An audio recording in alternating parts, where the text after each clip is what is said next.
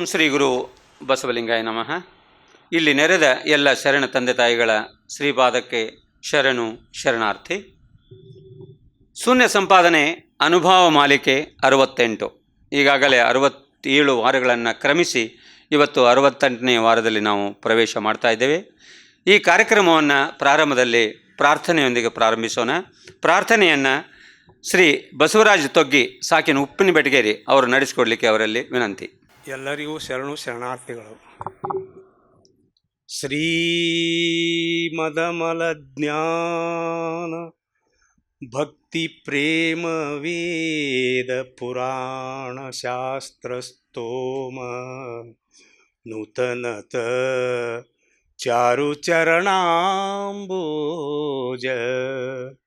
ಘನ ಮಹಿಮಾ ನಾಮ ರೂಪ ಕ್ರಿಯಾ ಕಳಾಪವೇ ರಾಮನನುಪಮ ದಿವ್ಯ ತೇಜೋ ಯೋಮಮೂರುತಿ ಗುರುಗುಹೇಶ್ವರ ಲಿಂಗ ಶರಣಾರ್ಥಿ. ಕಾಯದೊಳು ಗುರುಲಿಂಗ ಜಂಗಮದಾಯತವನರಿಯಲ್ಕೆ ಸುಲಭೋಪಾಯದಿಂದಿರಿಟ್ಟು ಬಾಹ್ಯಸ್ಥಲಕ್ಕೆ ಕುರುಹಾಗಿ ದಾಯದೋರಿ ಸಮಸ್ತ ಭಕ್ತನಿಕಾಯವನು ಪಾವನವ ಮಾಡಿದ ರಾಯ ಪೂರ್ವಾಚಾರ್ಯ ಸಂಗನ ಬಸವ ಶರಣಾರ್ಥಿ. ವೀರಶೈವಾಚಾರ ಮಾರ್ಗ ವಿಚಾರವಭ್ಯಂತರದೊಳಿ ಪರಿ ಯೋರಣಿಸಿ ಹರಕರ್ಮ ಭಕ್ತಿ ಜ್ಞಾನ ವಿಹುದೆಂದು ದಾರುಣಿಯೊಳರಿವಂತೆ ಕರುಣಾಕಾರನಾಗಿ ಷಡುಸ್ಥಲವನ್ನುದ್ಧಾರಿಸಿದ ಗುರು ಚನ್ನ ಸಂಗನ ಬಸವ ಶರಣಾರ್ಥಿ. ಕಂತುವನೇ ಕಂಗೆಡಿಸಿ ಒಳಪೊಕ್ಕಂತರಂಗ ವಿಚಾರವೆಲ್ಲವ ಸಂತೆ ಅಂಗಡಿಯಂತೆ ಸ್ವನ್ನಲಪುರದೊಳು ಒಡ್ಡಯಿಸಿ ಚಿಂತಿತಾರ್ಥವನರ್ತಿಗಿತ್ತು ನಿರಂತರ ಕೆಳರಿಗರಿವ ನೀವ ಮಹಾಂತ ನೆನೆಸಿದ ಸಿದ್ದರಾಮಯ್ಯಂಗೆ ಶರಣಾರ್ಥಿ. ಗೋಮುಖ ವ್ಯಾಘ್ರಂಗಳಂದದ ಕಾಮ ಮೊದಲಾದ ಕೆಳ ವಿಷಯ ಸ್ತೋಮವನು ಮುರಿದಿಕ್ಕಿ ಮುಂಬರಿದಂತರಂಗದಲ್ಲಿ ಆ ಮಹಾಶಿವಲಿಂಗ ಸಂಘ ಪ್ರೇಮಿಯಾಗಿ ಶಿವೈಕ್ಯ ಪದವನು ನೇಮಿಸಿದ ಮಹಾದೇವಿಯಕ್ಕಗೆ ಶರಣು ಶರಣಾರ್ಥಿ. ಶರಣು ಹೊಕ್ಕ ಸಮಸ್ತರಂತಃಕರಣದಲ್ಲಿ ಅನಾದಿ ಮಾಯಾಂಬರದ ಮೈಲಿಗಿದೊಳೆದು ಭಕ್ತಿರಸ ಪ್ರವಾಹದಲ್ಲಿ ಶರಣ ಪದವಿಗೆ ಸಲ್ಲಿಸಿ ಪರಮೇಶ್ವರನ ತೋರುವ ಸುಲಭ ಕರುಣಾಶರದಿ ಮಡಿವಳ ಮಾಚಿ ತಂದೆ ಮಹಾತ್ಮ ಶರಣಾರ್ಥಿ. ಮರುಳು ಶಂಕರ ದೇವರಿಗೆ ಕಿನ್ನರಿಯ ಬೊಮ್ಮಯ್ಯಂಗೆ ಎಲೇಶ್ವರದ ಕೇತಯ್ಯಂಗೆ ಗಾಣದ ಕಣ್ಣಪ್ಪಯ್ಯಂಗೆ ಪರಿಪರಿಯ ಶಿವಲಿಂಗ ಭಕ್ತಿಯ ಪರುಟವಿಸಿ ಕಾಲನ ನಿವಾರಿಸಿ ಹರನನ್ವತ್ಸತಗೊಂಡ ಶಿವಶರಣರಿಗೆ ಶರಣಾರ್ಥಿ ಶರಣಾರ್ಥಿ. ಸುಶ್ರಾವ್ಯವಾಗಿ ತುಂಬ ಸ್ವಲ್ಪ ದೀರ್ಘವಾಗಿ ಹಾಡಿದ್ರಂಥ ಶ್ರೀ ಬಸವರಾಜ ತೊಗ್ಗಿ ಅವರಿಗೆ ಅನಂತ ಶರಣು ಶರಣಾರ್ಥಿ. ಇವತ್ತಿನ 68ನೇ ಅನುಭವ ಮಾಲಿಕೆ ಶೂನ್ಯ ಸಂಪಾದನೆ ಬಸವಣ್ಣನವರು ಚನ್ನಬಸವಣ್ಣವರಿಗೆ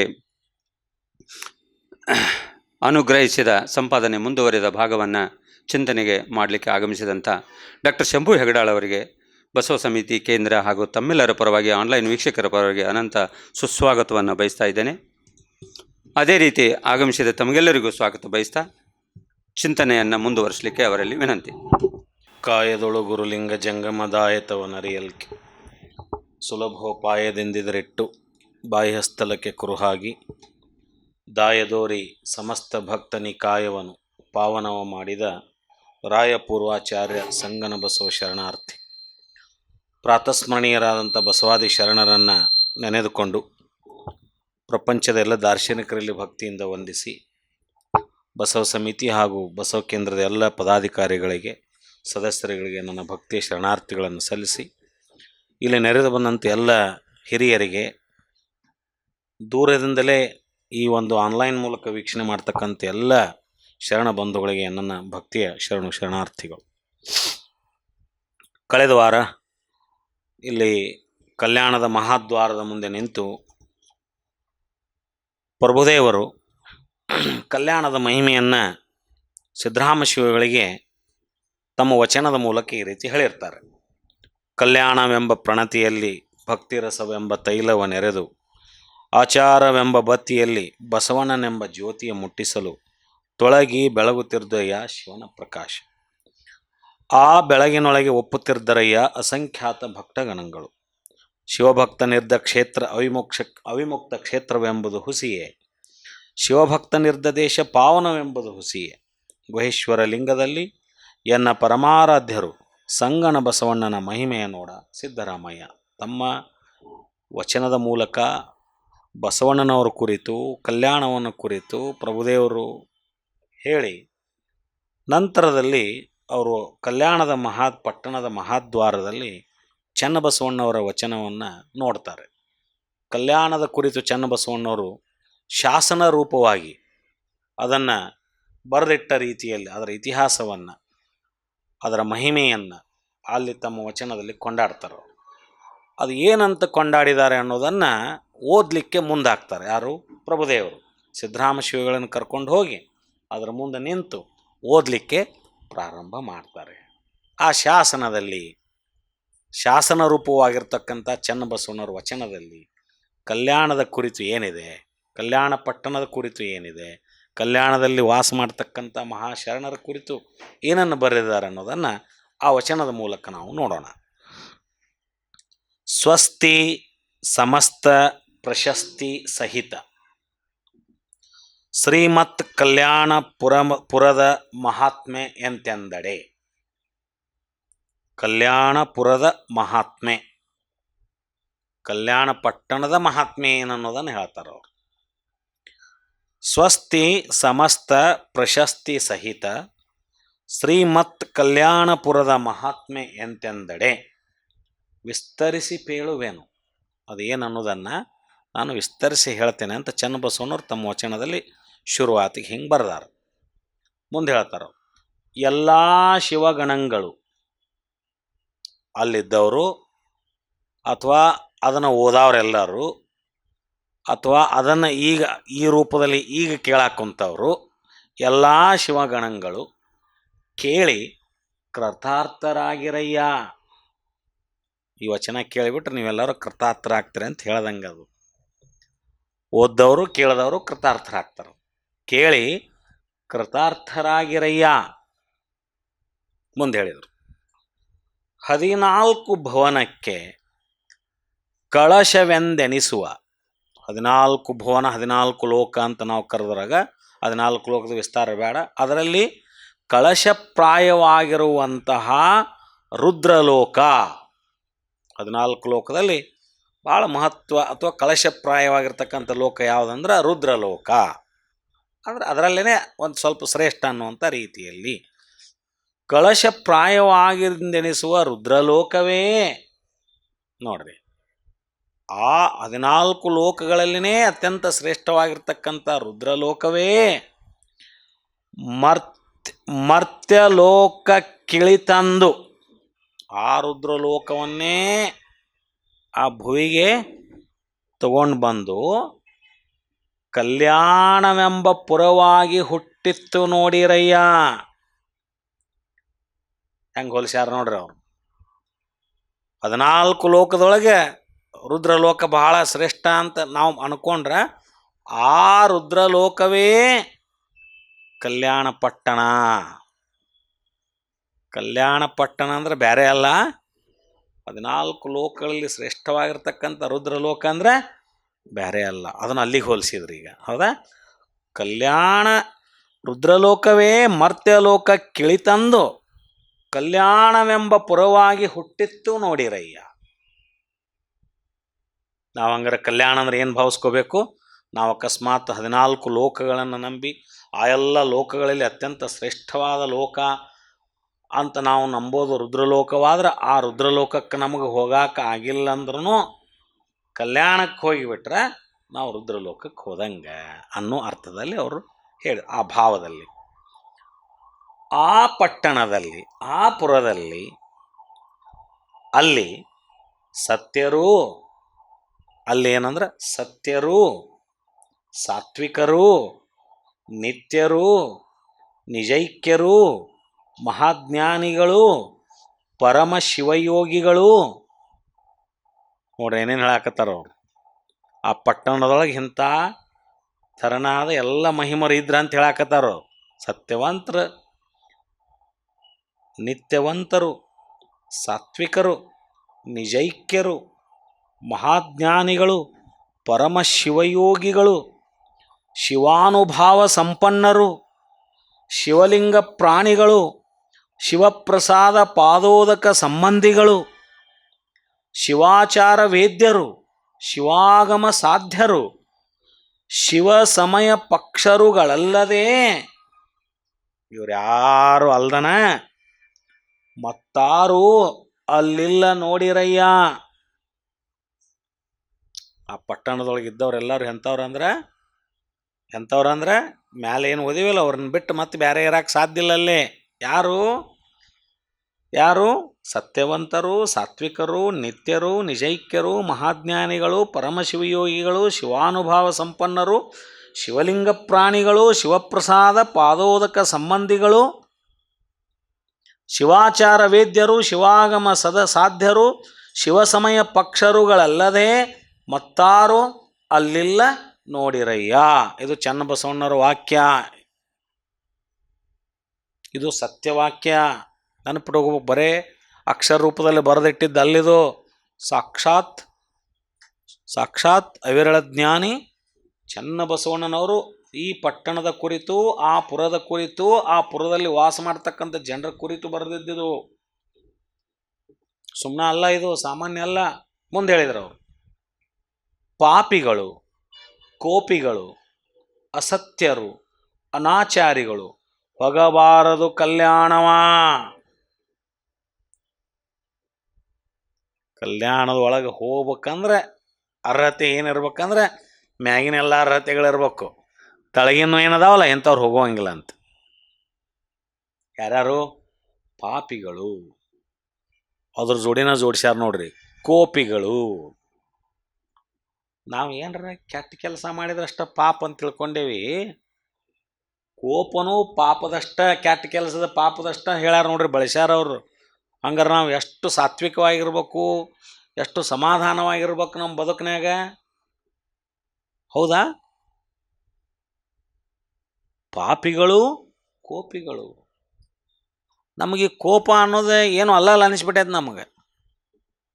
ಅದೇನು ಅದು ಪಾಪಕ್ಕಷ್ಟ, ಪಾಪ ಪ್ರಜ್ಞೆಗಷ್ಟೇ ಹೆದರ್ತೇವೆ ನಾವು, ಕೋಪ ಪ್ರಜ್ಞೆಗೆ ಅಂಜವಲ್ಲಿವು ನಾವು. ನಮ್ಮನ್ನೆಲ್ಲರೂ ಹಿಡ್ಕೊಂಡು ಹೇಳ್ತೇನೆ ನಾನು, ಏನು ಸಿಟ್ಟು ಮುಗಿನ ಮೇಲೆ ಐತೆ ನಮಗೆ. ಸಿಟ್ಟು ಮುಗಿನ ಮೇಲೆ ಹಿಂಗಂದ್ರೆ ಹಿಂಗೆ, ಸರ್ಗಂದ್ರೆ ಬರ್ಗ. ಇದು ಏನಾರೇ ಅನಾಚಾರ ಮಾಡಿದ್ರೆ ಏನು ಪಾಪ ಪ್ರಜ್ಞೆ ಐತಿಲ್ಲ, ಇದೆಲ್ಲ ಮಾಡಬಾರ್ದು ಅಂತ ಹೇಳ್ತೇವಲ್ಲ, ಅದರಷ್ಟನ ಇದಕ್ಕೆ ಜೋಡಿಸ್ಯಾರ ನೋಡ್ರಿ. ಈ ಶಬ್ದ ಹೆಂಗೈತಿ ಇಲ್ಲಿ, ಪಾಪಿಗಳು, ಕೋಪಿಗಳು. ನಾವು ಕೋಪಿಷ್ಟ್ರಾಗಿದ್ರೆ ಈ ಮಾತು ಕೇಳಿ, ಈ ವಚನ ಕೇಳಿ ಇವತ್ತು ಆ ಕೋಪವನ್ನು ತ್ಯಾಜ್ಯ ಮಾಡಬೇಕು. ಬರೀ ಓದಕ್ಕೆ ಕಷ್ಟ ಇಲ್ಲದು, ಕೇಳಕ್ಕೆ ಕಷ್ಟ ಇಲ್ಲ. ಕೆಟ್ಟ ಕೆಲಸ ಅಂತೂ ಮಾಡಂಗಿಲ್ಲ ಅಂತ ತಿಳ್ಕೊಳ್ಳೋಣ. ಈಗ ನಮ್ಮಿಂದ ಏನು ಕೆಟ್ಟಾಗಿಲ್ಲ, ಅಷ್ಟಂತೂ ನಾವು ಸರಿ ದಾರಿಯೊಳಗೆ ಅದೇವಿ. ಓಕೆ, ಕೋಪ ಅನ್ನೋದು ಕೆಟ್ಟ ಕೆಲಸದೊಳಗೆ ಇನ್ನೂರಿಗೆ ಸೇರಿಸಿದ್ದೇ ಇಲ್ಲಲ್ಲ ಯಾರು ನಾವು. ಕೋಪನೂ ಒಂದು ಕೆಟ್ಟ ಚಟುವಟಿಕೆ ಒಳಗೆ ಲಿಸ್ಟ್ನಾಗ ಇದ್ದಿದ್ದಿಲ್ಲ ಅದು. ಹಿಂಗಾಗಿ ಕೋಪ ಅವ್ನು ಸ್ವಲ್ಪ ಸಿಟ್ನ್ಯಾವ ಮಾಡ್ರಿ ಅಂತೇವೆ ನಾವು. ಅವಟ ಮೊದಲಿಂದ ಸಿಟ್ನ್ಯಾವ ಮಾಡ್ರಿ ಅವ ಅಂದ್ರೆ ಏನು ಅರ್ಥ ಅದು? ಅದೇನು ಅಲೌಡಾ?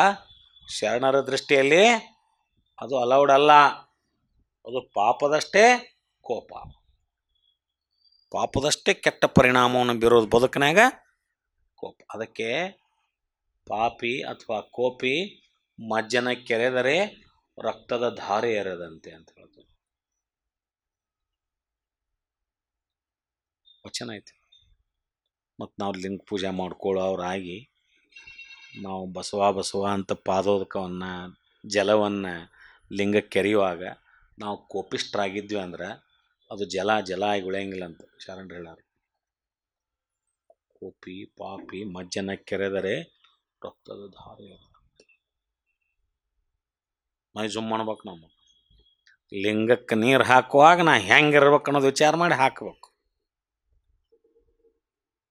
ನಾ ಹೆಂಗೆ ಅದೇನಿ ಅಂತ ವಿಚಾರ ಮಾಡಿ ಹಾಕ್ಬೇಕು. ಇಲ್ಲ ಅಂದ್ರೆ ಲಿಂಗಯ್ಯ ಅದನ್ನು ಸ್ವೀಕಾರ ಮಾಡಂಗಿಲ್ಲ ಅಂತ ನಡಿ ಅಂತ. ನಾವು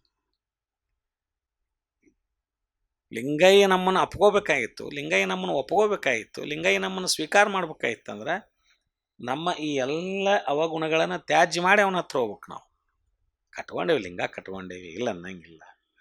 ಆ ಲಿಂಗದ ಜೊತೆ ನಮ್ಮ ಸಮರಸ ಭಾವ ಒಡಮೂಡಬೇಕಾಗಿತ್ತಂದ್ರೆ ನಾವು ಆ ಲಿಂಗಯ್ಯನ ಇಚ್ಛೆ ಪ್ರಕಾರ ನಮ್ಮ ಬದುಕನ್ನು ರೂಪಿಸ್ಕೊಂಡಿರ್ಬೇಕು. ಇಲ್ಲಾಂದ್ರೆ ಏನು ಉಪಯೋಗ? ಕೊಳ್ಳಾಗ ಕಟ್ಕೊಂಡು ಅಡ್ಡಾಡಿದ್ರೆ ಇರಲಿ. ಅಷ್ಟು ಮಾಡೋಕ್ಕಾಗಿಲ್ಲ ಅಂದ್ರೆ ಕೊಳ್ಳಾಗ ಇಟ್ಕೊಂಡು ಮುಂಜಾನೆ ಬಸವ ಅಂತ ಒಂದಿಷ್ಟು ಭಸ್ಮ ನೀರು ಹಾಕೋದು ಯೋಗ್ಯ. ಅದನ್ನು ಮತ್ತು ಹಿಂಗೆ ಆಗೋದಿಲ್ಲ ಅಂತೇಳಿ ತೀರ ಬಿಟ್ಟು ಕುಂದ್ರಬೇಡ್ರಿ. ಅದು ಇರಲಿ. ಅದು ಕ್ರಮೇಣ ಈ ತಿಳುವಳಿಕೆ ಒಡಮೂಡ್ಬೇಕು ನಮಗಂತ. ಲಿಂಗಯ್ಯ ಅಂದಾಗೊಮ್ಮೆ ನನ್ನ ಅವಗುಣಗಳ ನೆನಪಾಗಬೇಕು. ನಾನು ಬಿಟ್ಟು ನಿನ್ನ ಹತ್ರ ಬರ್ತೇನೆ ಅಂತ ಅನ್ಬೇಕು. ನಾನು ಅವನು ಬಿಟ್ಟು ಬರ್ತೇನೆ. ಸತಿಪತಿ ಭಾವದಲ್ಲಿ ಇರ್ತಕ್ಕಂಥ ಸಂಬಂಧ ಇದು. ಪತಿ ಇಚ್ಛೆಯ ವಿರುದ್ಧವಾಗಿ ಸತಿ ನಡೆಯಲಾರಳು, ಸತಿಯ ಇಚ್ಛೆಯ ವಿರುದ್ಧವಾಗಿ ಪತಿ ನಡೆಯೋದಿಲ್ಲ. ಹೌದಾ? ಇಚ್ಛೆ ಸಮಾನಾಂತರವಾಗಿದ್ದಾಗ ಬದುಕು ನಡೀತೈತಿ, ಇಲ್ಲಾಂದ್ರೆ ಬದುಕಿರಂಗಿಲ್ಲ. ಅಲ್ಲಿ ಸಮರಸ ಭಾವ ಬರೋದಿಲ್ಲ. ಹಂಗೆ ಲಿಂಗಯ್ಯನ ಇಚ್ಛೆಯ ವಿರುದ್ಧ ನಾವು ನಡ್ಕೊಂಡ್ರೆ ಸಮರಸ ಭಾವ ಬರೋಕ್ಕೆ ಹೆಂಗೆ ಸಾಧ್ಯ ಐತೆ? ಅದು ಲಿಂಗಯ್ಯನ ಪತಿಯಾಗಿ ನಾನು ಆತನ ಸತಿಯಾಗಿ ಸಮರಸ ಭಾವ ಬರಬೇಕಾಗಿತ್ತಂದ್ರೆ ಆ ಪತಿಯ ಇಚ್ಛೆಯ ಅನುಗುಣವಾಗಿ ನಾವು ಇರಬೇಕಲ್ಲ. ಹೌದಾ? ಇರಲಿಲ್ಲ ಅಂದ್ರೆ ನಾವೇನಂತಾನ ನಮ್ಮನ್ನು ತನ್ನ ಹೃದಯದೊಳಗೆ ಇಟ್ಕೊಳ್ಳೋದಿಲ್ಲ ಅಂತ ಅರ್ಥವ. ನಮ್ಮನ್ನು ಪ್ರೀತಿ ಮಾಡೋದಿಲ್ಲ ಅಂತ ಅರ್ಥವ. ನಮ್ಮನ್ನು ಯಥಾವತ್ತಾಗಿ ನಮ್ಮನ್ನು ಸ್ವೀಕಾರ ಮಾಡೋದಿಲ್ಲವ ಅಂತ ಆ ಭಾವದಲ್ಲಿ ಇರಬೇಕು. ಅದಕ್ಕೆ ನೋಡ್ರಿ, ಇಲ್ಲಿ ಪಾಪಿಗಳು, ಕೋಪಿಗಳು, ಅಸತ್ಯರು, ಅನಾಚಾರಿಗಳು ಹೋಗಬಾರದು ಕಲ್ಯಾಣವ. ಔಟ್, ಗೆಟ್ ಪಾಸ್, ಹೊರಗ ನೀವು. ಅಂಥ ಪವಿತ್ರವಾದ ಕ್ಷೇತ್ರ. ಎಷ್ಟು ಚಂದ ಬಳಸ್ಯಾರ ನೋಡ್ರಿ ಆ ಶಬ್ದಗಳನ್ನು. ಮುಂದೆ ಹೇಳಿದರು, ಮೀರಿ ಹೊಕ್ಕೇನೆಂಬವರಿಗೆ ಬಾಳ ಬಾಯ ಧಾರೆ ನೋಡಿರಯ್ಯ. ಇದನ್ನು ಮೀರಿ ಹೊಕ್ಕೇನಂದ್ರೆ ಅದ್ರ ಇದನ್ನು ನೀವ ಉಣ್ತೀರಿ ಅಂದಂಗೆ. ಅದನ್ನು ಮೀರಿ ಹೋಗೋಂಗಿಲ್ಲ, ಹೋಗ್ಬೇಡ ಅಂತ ಹೇಳಾರ. ಹೋದ್ರೆ ಅದ್ರದ್ದೇನು ಪರಿಣಾಮ ನೀವ ಉಣ್ತೀರಿ ಅಂದಂಗೆ. ಆ ಮಹಾ ಕಲ್ಯಾಣದ ವಿಸ್ತೀರ್ಣ ತಾನೆಂತೆಂದಡೆ, ಕಲ್ಯಾಣದ ಭೌಗೋಳಿಕ ವಿಸ್ತೀರ್ಣವನ್ನು ಹೇಳಲಿಕ್ಕೆ ಪ್ರಾರಂಭ ಮಾಡಿದರು. ಏನು? 12 ಯೋಜನ ಪರಿಪ್ರಮಾಣದಗಲ ವಿಸ್ತೀರ್ಣ ಪಟ್ಟಣಕ್ಕೆ. 12 ಯೋಜನ, ಒಂದು ಯೋಜನೆ ಎಷ್ಟು ಅನ್ನೋದನ್ನು ಮಾಪು ನೋಡೋಣ. 12 ಯೋಜನ ಪರಿಪ್ರಮಾಣದಗಲ ವಿಸ್ತೀರ್ಣ ಪಟ್ಟಣಕ್ಕೆ 360 ಬಾಗಿಲವಾಡ. 360 ಬಾಗಿಲವಾಡ. ಆ ಬಾಗಿಲಿಂಗೆ 155 ವಜ್ರಧಾರೆಯ ಕದಂಗಳು. ವಜ್ರಧಾರೆಯ ಕದಂಗಳು. 225 ಕಲುಗೆಲಸದ ದ್ವಾರವಟ್ಟಕ್ಕೆ. ಕಲುಗೆಲಸದ ದ್ವಾರ, ಕಲ್ಲಿನ ದ್ವಾರ, ಕಲುಗೆಲಸದ ದ್ವಾರವಟ್ಟಕ್ಕೆ 450 ಸುವರ್ಣದ ಕೆಲಸದ ಕದಂಗಳು. ಬಂಗಾರದ ಕದ ಅದಾವ. ಅಲ್ಲಿ 115 ಚೋರಗಂಡಿ, ಅವಕ್ಕೆ 115 ಮೊಳೆಯ ಕದಂಗಳು. 20 ಬಾಗಿಲು ಅವಾರಿಯಾಗಿಪ್ಪವಾಗಿ ಅವಕ್ಕೆ ಕದಂಗಳಿಲ್ಲ. ಆ ಪಟ್ಟಣಕ್ಕೆ ಬಳಸಿ ಬಂದ ಕೋಟೆ 48 ಯೋಜನ ಪರಿಪ್ರಮಾಣು. 72 ಅಂದರೆ ನಿಯೋಗಿಗಳ ಮನೆ, 72 ನಿಯೋಗಿಗಳ ಮನೆ 1,00,000. ಮಂಡಲಿಕರ ಮನೆ 1,00,000. ಸಾವಂತರ ಮನೆ 1,00,000. ಮನೆಗಳ ಸಂಖ್ಯೆ ಕೊಡಕತ್ತಾರ. ರಾಯರಾವುತರ ಮನೆಯೊಳಗಿದ ಮನೆಗಳಿಗೆ ಲೆಕ್ಕವೇ ಇಲ್ಲ, 1,00,000 ಮ್ಯಾಲವು, ಅವಕ್ಕೆ ಲೆಕ್ಕಿಲ್ಲ. 12 ಯೋಜನದ ವಿಸ್ತೀರ್ಣದ ಸೋಮವೀಧಿ 175. 12 ಯೋಜನ12 ಯೋಜನದ ವಿಸ್ತೀರ್ಣದ ಸೋಮವೀಧಿ 175. 12 ಯೋಜನ ಸೂರ್ಯವೀಧಿ ರಸ್ತೆ, ಅದು ಸೂರ್ಯ ರಸ್ತೆ, ಸೋಮ ರಸ್ತೆ, 170 ರಸ್ತೆಗಳಿದ್ದು ಅಂತ. ಅದರಮ್ಮಿಗಿಲಾದ ಒಳಕೇರಿ ಹೊರಕೇರಿಗೆ ಗಣನೆ ಇಲ್ಲ. ಇದನ್ನು ಮೀರಿ ಒಳದಾರಿಗಳಿಗೆ ಲೆಕ್ಕವೇ ಇಲ್ಲ. ಎಷ್ಟು ವಿಸ್ತೀರ್ಣ ಇರ್ಬೇಕು ನೋಡ್ರಿ ಕಲ್ಯಾಣ ಪಟ್ಟಣ. ಆ ಪಟ್ಟಣದೊಳಗೆ ಮತ್ತೆ ಬಂದರು. ಅದ್ರ ವಿಸ್ತೀರ್ಣ ಆತ, ಭೌಗೋಳಿಕ ವಿಸ್ತೀರ್ಣ ಒಳಗೆ ಎಷ್ಟಾತಿಲ್ಲ. ಆ ಪಟ್ಟಣದೊಳಗೆ 1,00,000 ಮೇಲೆ 96,000 ಶಿವಾಲಯ. ಆ ಶಿವಾಲಯಗಳಿಗೆ ಮುಖ್ಯವಾದ ತ್ರಿಪುರಾಂತಕ ದೇವರ ಶಿವಾಲಯ, ತ್ರಿಪುರಾಂತಕ ದೇವರ ಶಿವಾಲಯ, 360 ಪದ್ಮಪತ್ರ ತೀವಿದ ಸರೋವರಗಳು, 360 ಪದ್ಮಪತ್ರ ತೀವಿದ ಸರೋವರಗಳು, 2,85,770 ದಾಸೋಹದ ಮಠಗಳು. ದಾಸೋಹ ಮಠ ಎಷ್ಟಿದ್ದು ಅಂದ್ರೆ ಹೇಳಕತ್ತಾರ ಅವರು, 2,85,770 ದಾಸೋಹದ ಮಠಗಳಿದ್ದು ಅಂತ. ಊಹೆ ಮಾಡ್ರಿ ನೀವು. ಇದಂತೂ ಕಾಲ್ಪನಿಕವಾಗಿ ಬರಲಿಕ್ಕೆ ಸಾಧ್ಯ ಇಲ್ಲ. ಯಾರೋ 17ನೇ ಶತಮಾನದ ನಂತರ ಬಂದು ಹೋದಂಥ ಕವಿಗಳು, ಹೌದಾ, ಪಂಡಿತರು, 100 ವರ್ಷ ಕಳೆದ ಮೇಲೆ, 200 ವರ್ಷ ಕಳೆದ ಮೇಲೆ ಏನೋ ಸಂಶೋಧನೆ ಮಾಡಿ ಕಣ್ಣಿಲೆ ನೋಡಲಾರ್ದ ಬರೆದಂಥ ಇತಿಹಾಸ ಅಂತೂ ಅಲ್ಲ ಇದು. ಸಾಕ್ಷಾತ್ ಚನ್ನಬಸವಣ್ಣನವರೇ ಕಣ್ಣಾರೆ ಕಂಡು ಬರೆದಂಥ ವಚನದ ವಿಸ್ತಾರ ಇದು ಕಲ್ಯಾಣ ಪಟ್ಟಣದ ಕುರಿತು. ಮುಂದೆ 2,85,770 ದಾಸೋಹದ ಮಠಗಳು ಮುಂದೆ ಬಂದ್ರೆ ನೋಡ್ರಿ. ಆ ದಾಸೋಹದ ಮಠಗಳಿಗೆ ಮುಖ್ಯವಾದ ಬಸವರಾಜ ದೇವರ ಮಠದ ವಿಸ್ತೀರ್ಣವೆಂತೆಂದಡೆ, ಬಸವಣ್ಣವ್ರದ್ದು ಒಂದು ದಾಸೋಹದ ಮಠ ಇತ್ತು. ಅಂದ್ರೆ ಅವ್ರ ಮಹಾಮನೆಯೇ ದಾಸೋಹದ ಮಠ ಅಂತ ಕರೀತಾರೆ. ಅಂದ್ರೆ ಅಷ್ಟು ಜನ ಶರಣರು. ಮಠ ಅಂದರೆ ಈಗಿನ ಮಠದ ಕಲ್ಪನೆ ಮಾಡ್ಕೋಬೇಡ ನೀವು.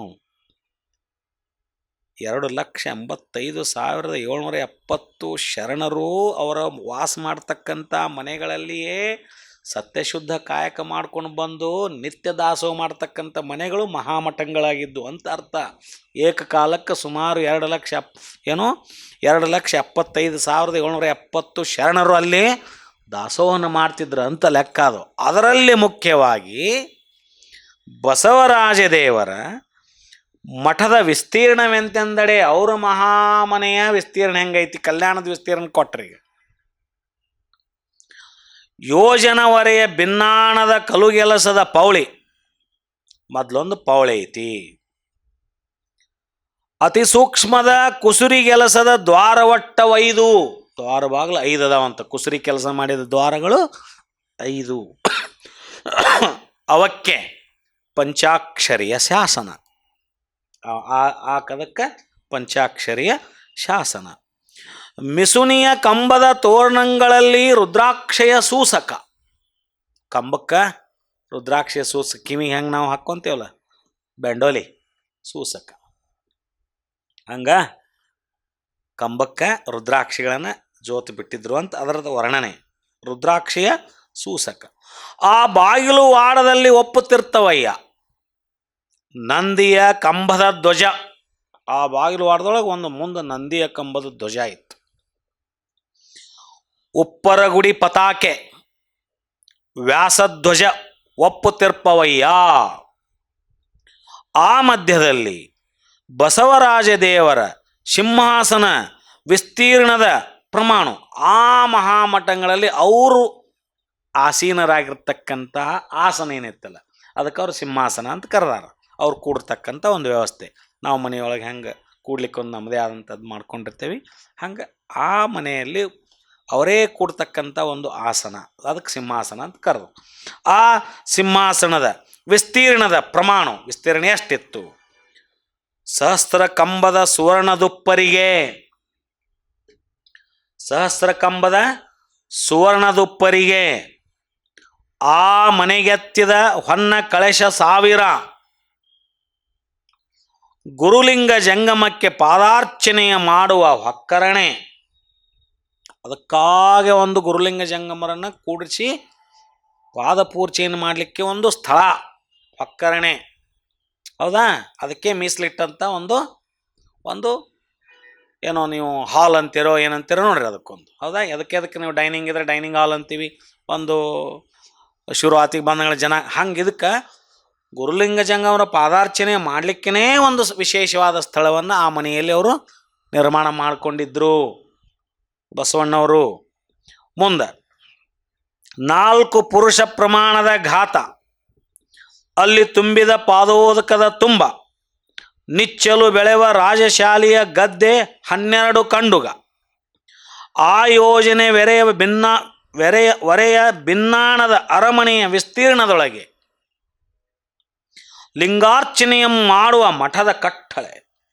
ಅಲ್ಲೊಂದು ಅವರು ಲಿಂಗಾರ್ಚನೆ ಮಾಡ್ಕೊಳ್ಳಿಕ್ಕೆ ಒಂದು ಮಠದ ಕಟ್ಟಳೆ. ಲಕ್ಷದ ಮೇಲೆ 96,000.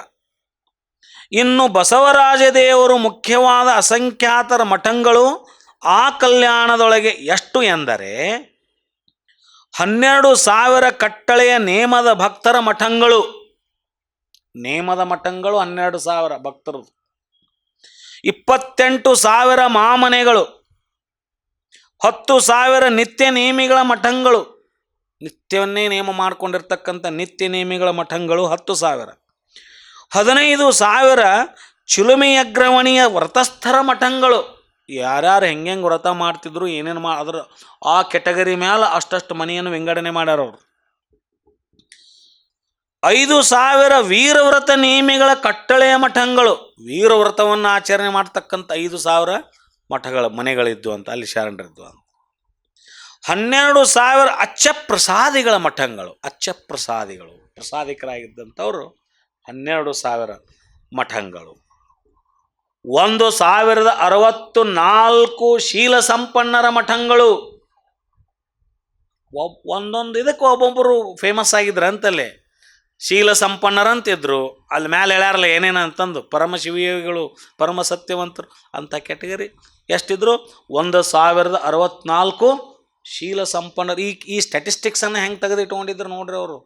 ಅವಾಗನ ಕಲ್ಯಾಣ ಪಟ್ಟಣದ ಸರ್ವೆ ಆಗಿತ್ತು ಚಂದ, ತಿಳಿತಿಲ್ರಿ? ಪ್ರತಿಯೊಬ್ಬರ ಮನೆ ಎಷ್ಟು ಅದಾವ, ಇಂಥ ಆಚಾರ ವ್ರತವನ್ನು ಹಿಡ್ಕೊಂಡಂಥ ಶರಣರು ಎಷ್ಟು ಅದಾರ ಈ ಕಲ್ಯಾಣ ಮಂಡಪದೊಳಗನ್ನು ಲೆಕ್ಕ ತೆಗೆದಿಟ್ಟಾರ ಅವರು. ಸಾಮಾನ್ಯ ಏನು ಇದು? 1,000 ಜಂಗಮಕ್ಕೆ ಆರೋಗಣೆ ಮಾಡಿಸುವ ದಾಸೋಹಿಗಳ ಮಠಗಳು. ನೋಡ್ರಿ, ಯಾರು ಜಂಗಮಕ್ಕೆ ಆರೋಗಣೆ ಮಾಡಿಸುವ, ನಿತ್ಯ ಜಂಗಮರಿಗೆ ಆರೋಗಣೆ ಮಾಡಿಸುವ 1,000 ದಾಸೋಹಿಗಳ ಮಠಗಳು. ಅವು 32,000 ಅಂತ. ದಿನಕ್ಕೆ 1,000 ಮಂದಿಗೆ ಜಂಗಮರಿಗೆ ಆರೋಗಣೆ ಮಾಡೋರು ಅವರು. 1,000 ಜಂಗಮಕ್ಕೆ ಅಂದರೆ ನಿತ್ಯ 1,000 ಜಂಗಮಕ್ಕೆ 1,000 ಒಳಗಿಲ್ಲ, 1,000 ಜಂಗಮರು ಬರ್ಬೇಕು ಅವ್ರ ಮನೆಗೆ. ಏಕಕಾಲಕ್ಕೆ ದಿನನಿತ್ಯ 1,000ಕ್ಕೂ ಹೆಚ್ಚು ಮೀರಿದಂಥ ಜಂಗಮ ದಾಸೋಹವನ್ನು ಮಾಡ್ತಕ್ಕಂಥ, ಜಂಗಮರಿಗೆ ಪ್ರಸಾದವನ್ನು ಆರೋಗಣೆ ಮಾಡಿಸುವಂಥ ದಾಸೋಹಿಗಳ ಮಠ ಕಲ್ಯಾಣದಲ್ಲಿ ಎಷ್ಟಿದ್ರಂದ್ರೆ 32,000. 32,000 ಇಂಟು 1,000 ಹೊಡ್ರಿ ನೀವು. ಒಂದು ಮನೆಗೆ 1,000 ಮಂದಿ ಜಂಗಮರು ಬರ್ಬೇಕಲ್ರಿ. ನಿತ್ಯ ಒಂದು ಮನೆಗೆ 1,000 ಜಂಗಮರು ಅಂದ್ರೆ 32,000 ಇಂಟು 1,000. ಒಬ್ಬರು ಬಂದ್ರೆ 32,000 ಜಂಗಮರು. 10 ಮಂದಿ ಬಂದ್ರೆ 3,20,000. 100 ಮಂದಿ ಬಂದ್ರೆ 3,20,00,000. 1,000 ಮಂದಿ ಬಂದ್ರೆ 32,20,00,000 ಜಂಗಮರು ಇದ್ರು ಅಂತ ನೋಡಿ. ಹಂಗೆ ಆಕತಿ, ಹೌದಾ? ನೆಕ್ಸ್ಟ್, ಸತ್ಯ ಸದಾಚಾರಿಗಳ ಮಠ ನೋಡ್ರಿ. ನಿತ್ಯ 500 ಜಂಗಮಕ್ಕೆ ಒಲಿದು ದಾಸೋಹ ಮಾಡುವ 1,000 ಮಂದಿ ಬೇರೆ. ನಿತ್ಯ 500 ಜಂಗಮಕ್ಕೆ ಒಲಿದು ದಾಸೋಹ ಮಾಡುವ ಸತ್ಯ ಸದಾಚಾರಿಗಳ ಮಠಗಳು 58,000. ಕೇಳಾಕ ಒಂದು ನಮೂನಿ ಅನಿಸಿದ್ರು ಕೂಡ ಇವು ಸುಳ್ಳನ್ನಾಕ ಬರೋದಿಲ್ಲ. ಹುಸಿ ಅಂದ್ರೆ ಪಾಪಕ್ಕೆ ಗುರಿ ಆಗ್ತೇವೆ, ನೆನಪಿಟ್ಕೋಬೇಕು. ಯಾಕೆ? ಶರಣರು ಚನ್ನಬಸವಣ್ಣವ್ರು ಬರೆದಿಟ್ಟ ವಚನ ಇದು. ನೆವರ್, ಯಾವ ಕಾರಣಕ್ಕೂ ಇದನ್ನು ಡೌಟ್ ಮಾಡೋ ರೀತಿ ಇಲ್ಲ. ಡೌಟ್ ಮಾಡಲೇಬಾರದು ನಾವು. ಇದನ್ನು ಚನ್ನಬಸವ ಶಿವಗಳು ಬರೆದಿಟ್ಟಂಥ ಶಾಸನ ಇದು ವಚನ.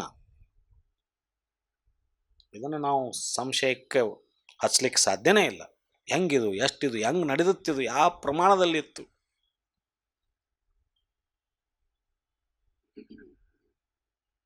ನಿತ್ಯ 500 ಜಂಗಮಕ್ಕೆ ಒಲಿದು ದಾಸೋಹ ಮಾಡುವ ಸತ್ಯ ಸದಾಚಾರಿಗಳ ಮಠಗಳು 58,000.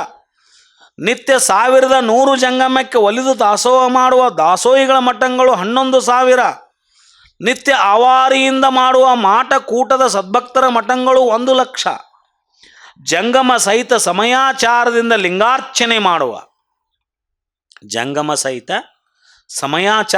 ಲಿಂಗಾರ್ಚನೆಯ ಮಾಡುವ ಜಂಗಮ ಭಕ್ತರ ಮಠ 2,770.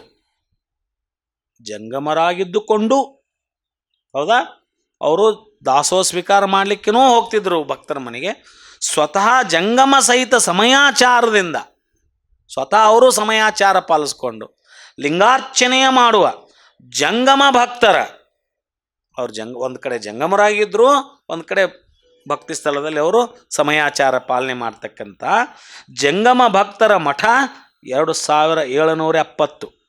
ಅಂತೂ 2,85,770 ಅಸಂಖ್ಯಾತ. ಇವನ್ನೆಲ್ಲ ಕೂಡಿಸಿದ್ರೆ ಅಷ್ಟಾಕತೆ ಅಂತ ಅರ್ಥ. ಅಸಂಖ್ಯಾತ, ಹೌದಾ? ಅಸಂಖ್ಯಾತರು ಮುಖ್ಯವಾಗಿ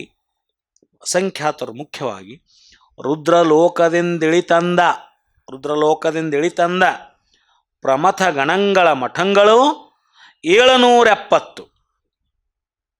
ಇಂತಿ ಮಹಾಪ್ರಮಥರಿಗೆ, ಪುರಾತರಿಗೆ, ಅಸಂಖ್ಯಾತ ಮಹಾಗಣಗಳಿಗೆ ಪ್ರಮಥ ನಾಯಕನಾಗಿ ಏಕಮುಖ, ದಶಮುಖ, ಶತಮುಖ, ಸಹಸ್ರಮುಖ, ಲಕ್ಷಮುಖ, ಕೋಟಿಮುಖ, ಅನಂತ ಕೋಟಿ ಮುಖವಾಗಿ, ಒಂದ ಮುಖ ಅಲ್ಲ, ಏಕಮುಖ, ದಶಮುಖ, ಶತಮುಖ, ಸಹಸ್ರಮುಖ, ಲಕ್ಷಮುಖ, ಕೋಟಿಮುಖ, ಅನಂತ ಕೋಟಿ ಮುಖವಾಗಿ ಭಕ್ತರಿಗೆ ಒಡನಾಡಿಯಾಗಿಪ್ಪನು ಸಂಗನ ಬಸವಣ್ಣನು. ನೋಡ್ರಪ್ಪ, ಏನೈತಿ ಬಸವಣ್ಣವರ ಮಹಿಮೆ, ಮಹಾತ್ಮೆ. ಇಷ್ಟು ಎತ್ತರಕ್ಕಿದ್ದಂಥ ಬಸವಣ್ಣನವರನ್ನು ನಾವು ಏನೂ ಅರ್ಥ ಮಾಡ್ಕೊಳ್ಳೋಕ್ಕಿನ ಪ್ರಯತ್ನ ಮಾಡುವಲ್ವಲ್ಲ ಅನ್ನೋದೇ ನಮ್ಮ ದುಃಖ. ಅಷ್ಟು ಎತ್ತರಕ್ಕಿದ್ದಂಥವ್ರು ಅವರು ಈ ಭೂಲೋಕದಲ್ಲಿ ಅದನ್ನೇ ಈ ಭೂಲೋಕವನ್ನೇ ಕೈಲಾಸ ಮಾಡಿದಂಥ ಒಬ್ಬ ಮಹಾತ್ಮ. ನಾವು ಎಷ್ಟು ಅವರನ್ನು ತಿಳ್ಕೊಳ್ಳೋ ಪ್ರಯತ್ನ ಮಾಡ್ಕೊಂಡೇವಿ, ಇನ್ನೂ ಹಂಗೆ ಎಳಿತೇವೆ, ಜಗ್ತೇವೆ, ಇನ್ನೂ ಹಂಗೆ ನಡೆದೈತಿ. ಇದೊಂದು ವಚನ ಓದ್ಬೇಕೆಲ್ಲರೂ, ಅಷ್ಟರು ಈ ವಚನ ಓದ್ಬೇಕು. ಒಪ್ಪವ್ರು ಒಪ್ಪಲ್ದವ್ರು ಎಲ್ಲರೂ ಕೂಡ ಓದ್ಬೇಕಿದ. ಒಪ್ಪವ್ರಂತೂ ಹೆಚ್ಚು ಓದ್ಬೇಕು. ಇನ್ನೂ ಆ ಬಸವ ಗುರುವಿನ ಮಹಿಮೆ ನಮಗೆ ಅರ್ಥ ಆಕತಿ ಈ ವಚನ ಓದಿದಾಗ. ಎಂದು ನಾವು ಕಣ್ಣಾಡಿಸೇ ಇಲ್ಲ ಈ ವಚನವನ್ನು. ಮುಂದೆ ಭಕ್ತರಿಗೆ ಒಡನಾಡಿಯಾಗಿಪ್ಪನು ಸಂಗನ ಬಸವಣ್ಣನು. ಮುಂದೆ ಹೇಳ್ತಾರ, ಜಗದಾರಾಧ್ಯ ಬಸವಣ್ಣ. ಜಗದಾರಾಧ್ಯ ಬಸವಣ್ಣ, ಪ್ರಮಥ ಗುರು ಬಸವಣ್ಣ, ಶರಣ ಸನ್ನಿಹಿತ ಬಸವಣ್ಣ, ಸತ್ಯ ಸಾತ್ವಿಕ ಬಸವಣ್ಣ, ನಿತ್ಯ ನಿಜೈಕ್ಯ ಬಸವಣ್ಣ, ಷಡುಸ್ಥಲ ಸಂಪನ್ನ ಬಸವಣ್ಣ. ಹಿಂಗೆ ಹೇಳ್ಯಾರ ನೋಡ್ರಿ. ನಿತ್ಯ ನಿಜೈಕ್ಯ ಬಸವಣ್ಣ, ಷಡುಸ್ಥಲ ಸಂಪನ್ನ ಬಸವಣ್ಣ, ಸರ್ವಾಚಾರ ಸಂಪನ್ನ ಬಸವಣ್ಣ, ಸರ್ವಾಂಗಲಿಂಗಿ ಬಸವಣ್ಣ, ಸುಜ್ಞಾನಭರಿತ ಬಸವಣ್ಣ, ನಿತ್ಯ ಪ್ರಸಾದಿ ಬಸವಣ್ಣ, ಸಚ್ಚಿದಾನಂದ ಮೂರ್ತಿ ಬಸವಣ್ಣ, ಸದ್ಯೋನ್ಮುಕ್ತಿ ರೂಪ ಬಸವಣ್ಣ, ಅಖಂಡ ಪರಿಪೂರ್ಣ ಬಸವಣ್ಣ, ಅಕಾಯ ಚಾರಿತ್ರ ಬಸವಣ್ಣ. ಅಕಾಯ ಚಾರಿತ್ರ ನೋಡ್ರಿ ಹೆಂಗೆ ಬಂತು. ಅಕಾಯ ಚಾರಿತ್ರ ಬಸವಣ್ಣ, ಅಸಾಧ್ಯ ಸಾಧಕ ಬಸವಣ್ಣ. ಅಂತಿಂಥ ಸಾಧಕ ಅಲ್ಲ. ನಾವೇನೋ ಒಂದಿಟ್ಟು ಮಾಡಿ ನಾವೇನೋ ಮಾಡೇವ ಅಂತೇವಿ. ಬಸವಣ್ಣವ್ರು ಹಂಗಲ್ಲ. ಅಸಾಧ್ಯ ಸಾಧಕ, ಯಾರಿಗೂ ಸಾಧ್ಯವಾಗದ್ದನ್ನು, ಅಸಾಧ್ಯವಾಗಿರುವುದನ್ನು ಸಾಧ್ಯ ಮಾಡಿ ತೋರಿಸಿದಂಥ. ಮತ್ತೊಂದರ್ಥ, ಇಂಥ ಸಾಧನೆ ಮಾಡಲಿಕ್ಕೆ ಅಸಾಧ್ಯನೇ ಇರುವಂಥ ಸಾಧಕ, ಯಾರಿಗೂ ಈ ಸಾಧನೆ ಮಾಡಲಿಕ್ಕೆ ಸಾಧ್ಯ ಇಲ್ಲ ಅನ್ನುವಂಥ ಅಸಾಧ್ಯ ಸಾಧಕ ಬಸವಣ್ಣ. ಅಭೇದ್ಯ ಭೇದಕ ಬಸವಣ್ಣ, ಅಸಾಧ್ಯ ಸಾಧಕ, ಅಭೇದ್ಯ ಭೇದಕ ಬಸವಣ್ಣ, ಅನಾಮಯ ಮೂರ್ತಿ ಬಸವಣ್ಣ, ಮಹಾಮನೆಯ ಮಾಡಿದಾತ ಬಸವಣ್ಣ. ಕೊನೆಗೆ ಹೇಳಿದವರು ಮಹಾಮನೆಯ ಮಾಡಿದಾತ ಬಸವಣ್ಣ, ರುದ್ರಲೋಕವ ಮರ್ತ್ಯಲೋಕಕ್ಕೆ ತಂದಾತ ಬಸವಣ್ಣ, ರುದ್ರಲೋಕ ಮರ್ತ್ಯಲೋಕಕ್ಕೆ ತಂದಾತ ಬಸವಣ್ಣ, ಶಿವಾಚಾರದ ಘನವ ಮೆರೆದಾತ ಬಸವಣ್ಣ. ಇವನ್ನೆಲ್ಲ ಸಾಲ ಬರ್ದ ದೊಡ್ಡ ಮನೆ ಇತ್ತಂದ್ರೆ ಚೆಂದಾಗಿ ಬರೆಸಿ ಅವನು ಬಸವಣ್ಣವ್ರ ಸಾಲ ಏನು ಬರ್ದಾರಲ್ಲ ಹಂಗೆ ಹಾಕ್ಕೊಂಡಿಟ್ಟು ಹೋಗ್ಬೇಕು. ದಿನ ಇದು ಕಣ್ಣಿಗೆ ಬೀಳ್ಬೇಕು ನಮ್ಗೆ, ದಿನ ಇದನ್ನ ಅನ್ಬೇಕು ನಾವು. ಹೌದಿಲ್ರಿ? ನಮ್ಮ ಮನೆಯೊಳಗೆ ಏನೋ ಶೃಂಗಾರದ ವಸ್ತುಗಳನ್ನ ಇಟ್ಕೊಂಡಿರ್ತೇವಲ್ಲ, ಹಂಗೆ ದೊಡ್ಡ ಹಾಲ್ ಇದ್ದು ಅಂದ್ರೆ ಇವನ್ನ ಒಂದೊಂದು ನೋಡ್ರಿ ಏನೇನು ಬರ್ದಾರ. ಶಿವಾಚಾರದ ಘನವ ಮೆರೆದಾತ ಬಸವಣ್ಣ. ಇಂತಹ ಬಸವಣ್ಣನ ಭಕ್ತಿಯನ್ನು ಒರೆದು ನೋಡಿ, ಇಷ್ಟು ದೊಡ್ಡವರಾಗಿದ್ದು ಇಷ್ಟೆಲ್ಲ ಎತ್ತರಕ್ಕೇರಿದಂಥ ಅವರು ಭಕ್ತಿವಂತರಾಗಿದ್ರು. ಅವರು ಇದು ಭಾಳ ಇಂಪಾರ್ಟೆಂಟು. ಇಷ್ಟೆಲ್ಲ ಆದಮೇಲೆ ಭಕ್ತಿ ಎಲ್ಲಿಂದ ಬರ್ಬೇಕ್ರಿ? ಅಹಂಕಾರ ಬಂದಿರ್ತೈತೆ ಎಲ್ಲರಿಗೆ ಅಲ್ಲ. ಇದೆಲ್ಲ ಇದ್ದೂ ಮತ್ತೆ ಭಕ್ತಿ ಮಾಡ್ಯಾರೆ ಅಂದ್ರೆ ಇವ್ರು ಉಳ್ದಾರ ಅಂತಾರೆ ಬಸವಣ್ಣವ್ರು ಭಕ್ತಿ ಮಾಡ್ಯಾರೆ. ಈ ಭಕ್ತಿ ಅವ್ರು ಆ ಎತ್ತರಕ್ಕೆ ಹೋಗಿ ಭಕ್ತಿ ಮಾಡ್ಯಾರ ಆಗ್ಯಾರ. ನೀವಿನ್ನೂ ನಿಮ್ಮ ನೆಲ ಬಿಟ್ಟ ಹೇಳವಲ್ರಿ. ನೀವು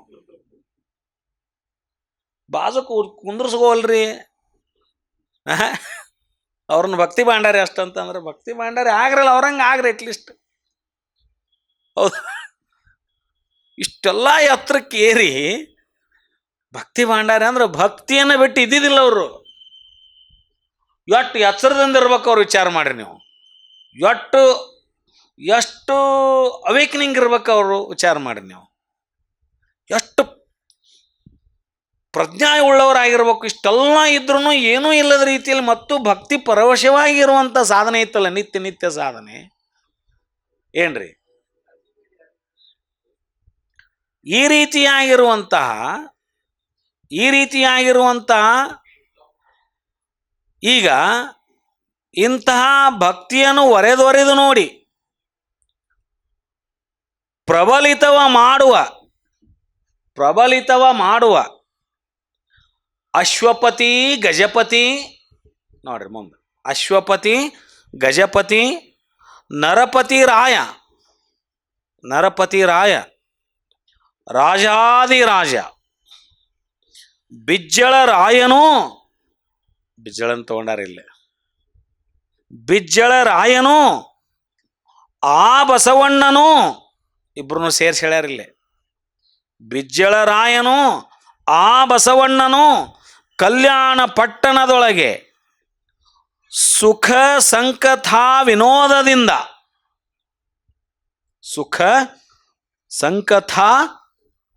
ವಿನೋದದಿಂದ ರಾಜ್ಯಂಗೈವತ್ತಿರಲು ಇಷ್ಟಾಗಿ ಭಕ್ತಿ ಪರವಶರಾಗಿ ಭಕ್ತಿ ಭಾಂಡಾರಿಯಾಗಿ ಇವೆಲ್ಲ ಇದ್ದುಕೊಂಡು ಆಧ್ಯಾತ್ಮದ ಉತ್ತುಂಗತೆಯಲ್ಲಿ ಇಷ್ಟಿದ್ದು ಬಿಜ್ಜಳ ರಾಜನ ಆಸ್ಥಾನದಲ್ಲಿ ಮಹಾಮಂತ್ರಿಯಾಗಿ ಆ ಕಲ್ಯಾಣ ಪಟ್ಟಣನ ರಾಜ್ಯಭಾರವನ್ನು ಮಾಡಾಕತ್ತಾರ ಅಂತ ಹೇಳಿದ್ರು.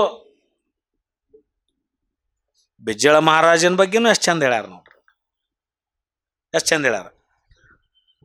ಪ್ರಬಲಿತವ ಮಾಡುವ ಅಶ್ವಪತಿ ಗಜಪತಿ ನರಪತಿ ರಾಯ ರಾಜಾದಿರಾಜ ಬಿಜ್ಜಳರಾಯನು ಆ ಬಸವಣ್ಣನು ಇಬ್ರು ಸೇರ್ಕೊಂಡು, ಬಿಜ್ಜಳರಾಯನು ಆ ಬಸವಣ್ಣನು ಕಲ್ಯಾಣ ಪಟ್ಟಣದೊಳಗೆ ಸುಖ ಸಂಕಥಾ ವಿನೋದದಿಂದ, ಹೌದಾ, ರಾಜ್ಯಂಗೈಯುತ್ತಿರಲು, ರಾಜ್ಯಭಾರ ಮಾಡುತ್ತಿರಲು, ಇವರು ಪ್ರಧಾನಮಂತ್ರಿ, ಬಿಜ್ಜಳ ರಾಜ ಮಾಡುತ್ತಿರಲು, ಆ ಕಲ್ಯಾಣದ ನಾಮವಿಡುದು, ಆ ಕಲ್ಯಾಣದ ನಾಮವಿಡಿದು ವಿವಾಹಕ್ಕೆ ಕಲ್ಯಾಣವೆಂಬ ನಾಮ ಪ್ರಸಿದ್ಧವಾಯಿತು. ಏನರ್ಥ? ಇಂಥ ಕಲ್ಯಾಣದ ಹೆಸರಿಗೆ, ಕಲ್ಯಾಣ ಆ ಪಟ್ಟಣದ ಹೆಸರ ವಿವಾಹ ಸಂಬಂಧಕ್ಕೆ ಕಲ್ಯಾಣ ಅನ್ನೋ ಶಬ್ದ ಬಂತಂತ. ನಾವು ಕಲ್ಯಾಣ ಮಹೋತ್ಸವ ಅಂತೇವಲ್ಲ, ಇಲ್ಲಿ ಹುಟ್ಟೈತದು. ಹೇಳ್ಯಾರ ನೋಡ್ರಿ ಅಲ್ಲಿ. ಆ ಕಲ್ಯಾಣದ ನಾಮವಿಡಿದು ವಿವಾಹಕ್ಕೆ ಕಲ್ಯಾಣವೆಂಬ ನಾಮ ಪ್ರಸಿದ್ಧವಾಯಿತು. ಅಲ್ಲಿವರೆಗೆ ವಿವಾಹಕ್ಕೆ ವಿವಾಹ ಅಂತ ಹತ್ತಿದ್ರು, ಆಮೇಲೆ ಇದಕ್ಕೆ ಕಲ್ಯಾಣ, ಕಲ್ಯಾಣ ಪಟ್ಟಣದ ಹೆಸರು ಅದಕ್ಕೆ ಇಲ್ಲಿ ಜೋಡಿಸ್ತು. ಕಲ್ಯಾಣ, ಪ್ರತಿಯೊಂದು ಕಲ್ಯಾಣ, ಎಲ್ಲರೂ ಅಲ್ಲಿದ್ದವ್ರು ಕಲ್ಯಾಣ, ಏನು ನಡೆದ್ರು ಕಲ್ಯಾಣ. ವಿವಾಹ ನಡೆದಾಗ ಅದಕ್ಕೇನಂದ್ರು ಕಲ್ಯಾಣ ಕಾರ್ಯ ನಡೆದತ್ತಲ್ಲಿ ಅಂತ ಕರೆದ್ರು. ಅಲ್ಲಿವರೆಗೆ ಲಗ್ನ ನಡೆಯಾಕತೈತೆ ಅಂತಿದ್ರು, ವಿವಾಹ ಆಗತೈತೆ ಅಂತಂದ್ರು, ಮದುವೆ ಆಗತೈತೆ ಅನ್ಬೋದಿತ್ತು. ಅಲ್ಲಿಂದ ಶುರುವಾತ ಅದಕ್ಕೆ ಇನ್ನೊಂದು ಹೆಸರು ಏನಂದ್ರೆ ಕಲ್ಯಾಣ ನಡೆದತ್ತೆ ಅಲ್ಲಿ ಅಂತ. ಹೌದ್ರಿ? ಮುಂದೆ ಲೋಕದೊಳಗೆ ಕಲ್ಯಾಣವೇ ಕೈಲಾಸವೆನಿಸಿತ್ತು. ಈ ಲೋಕದೊಳಗೆ, ಭೂಲೋಕದೊಳಗೆ ಕಲ್ಯಾಣ ಪಟ್ಟಣನ ಮೇಲಿನ ಕೈಲಾಸ, ಅಲ್ಲೇನು ಹೊಕ್ಕಿರಿ? ಕಲ್ಯಾಣನ ಕೈಲಾಸ ವೆನಿಸಿತ್ತು. ಇಂತಪ್ಪ ಕಲ್ಯಾಣದ ದರ್ಶನವ ಮಾಡಿದರೆ, ಮುಂದೆ ಹೇಳಿದರು ನೋಡು, ಇಂತಪ್ಪ ಕಲ್ಯಾಣದ ದರ್ಶನವ ಮಾಡಿದರೆ ಭವಂ ನಾಸ್ತಿ. ಕಲ್ಯಾಣಕ್ಕೆ ಹೋಗಿ ಬರ್ಬೇಕು ನೀವೆಲ್ಲ. ಕಲ್ಯಾಣದ ದರ್ಶನವ ಮಾಡಿದರೆ ಭವಂ ನಾಸ್ತಿ. ಸ್ಪಷ್ಟ ಅವ್ರದ್ದು ಸೂಚನೆ ಇದು.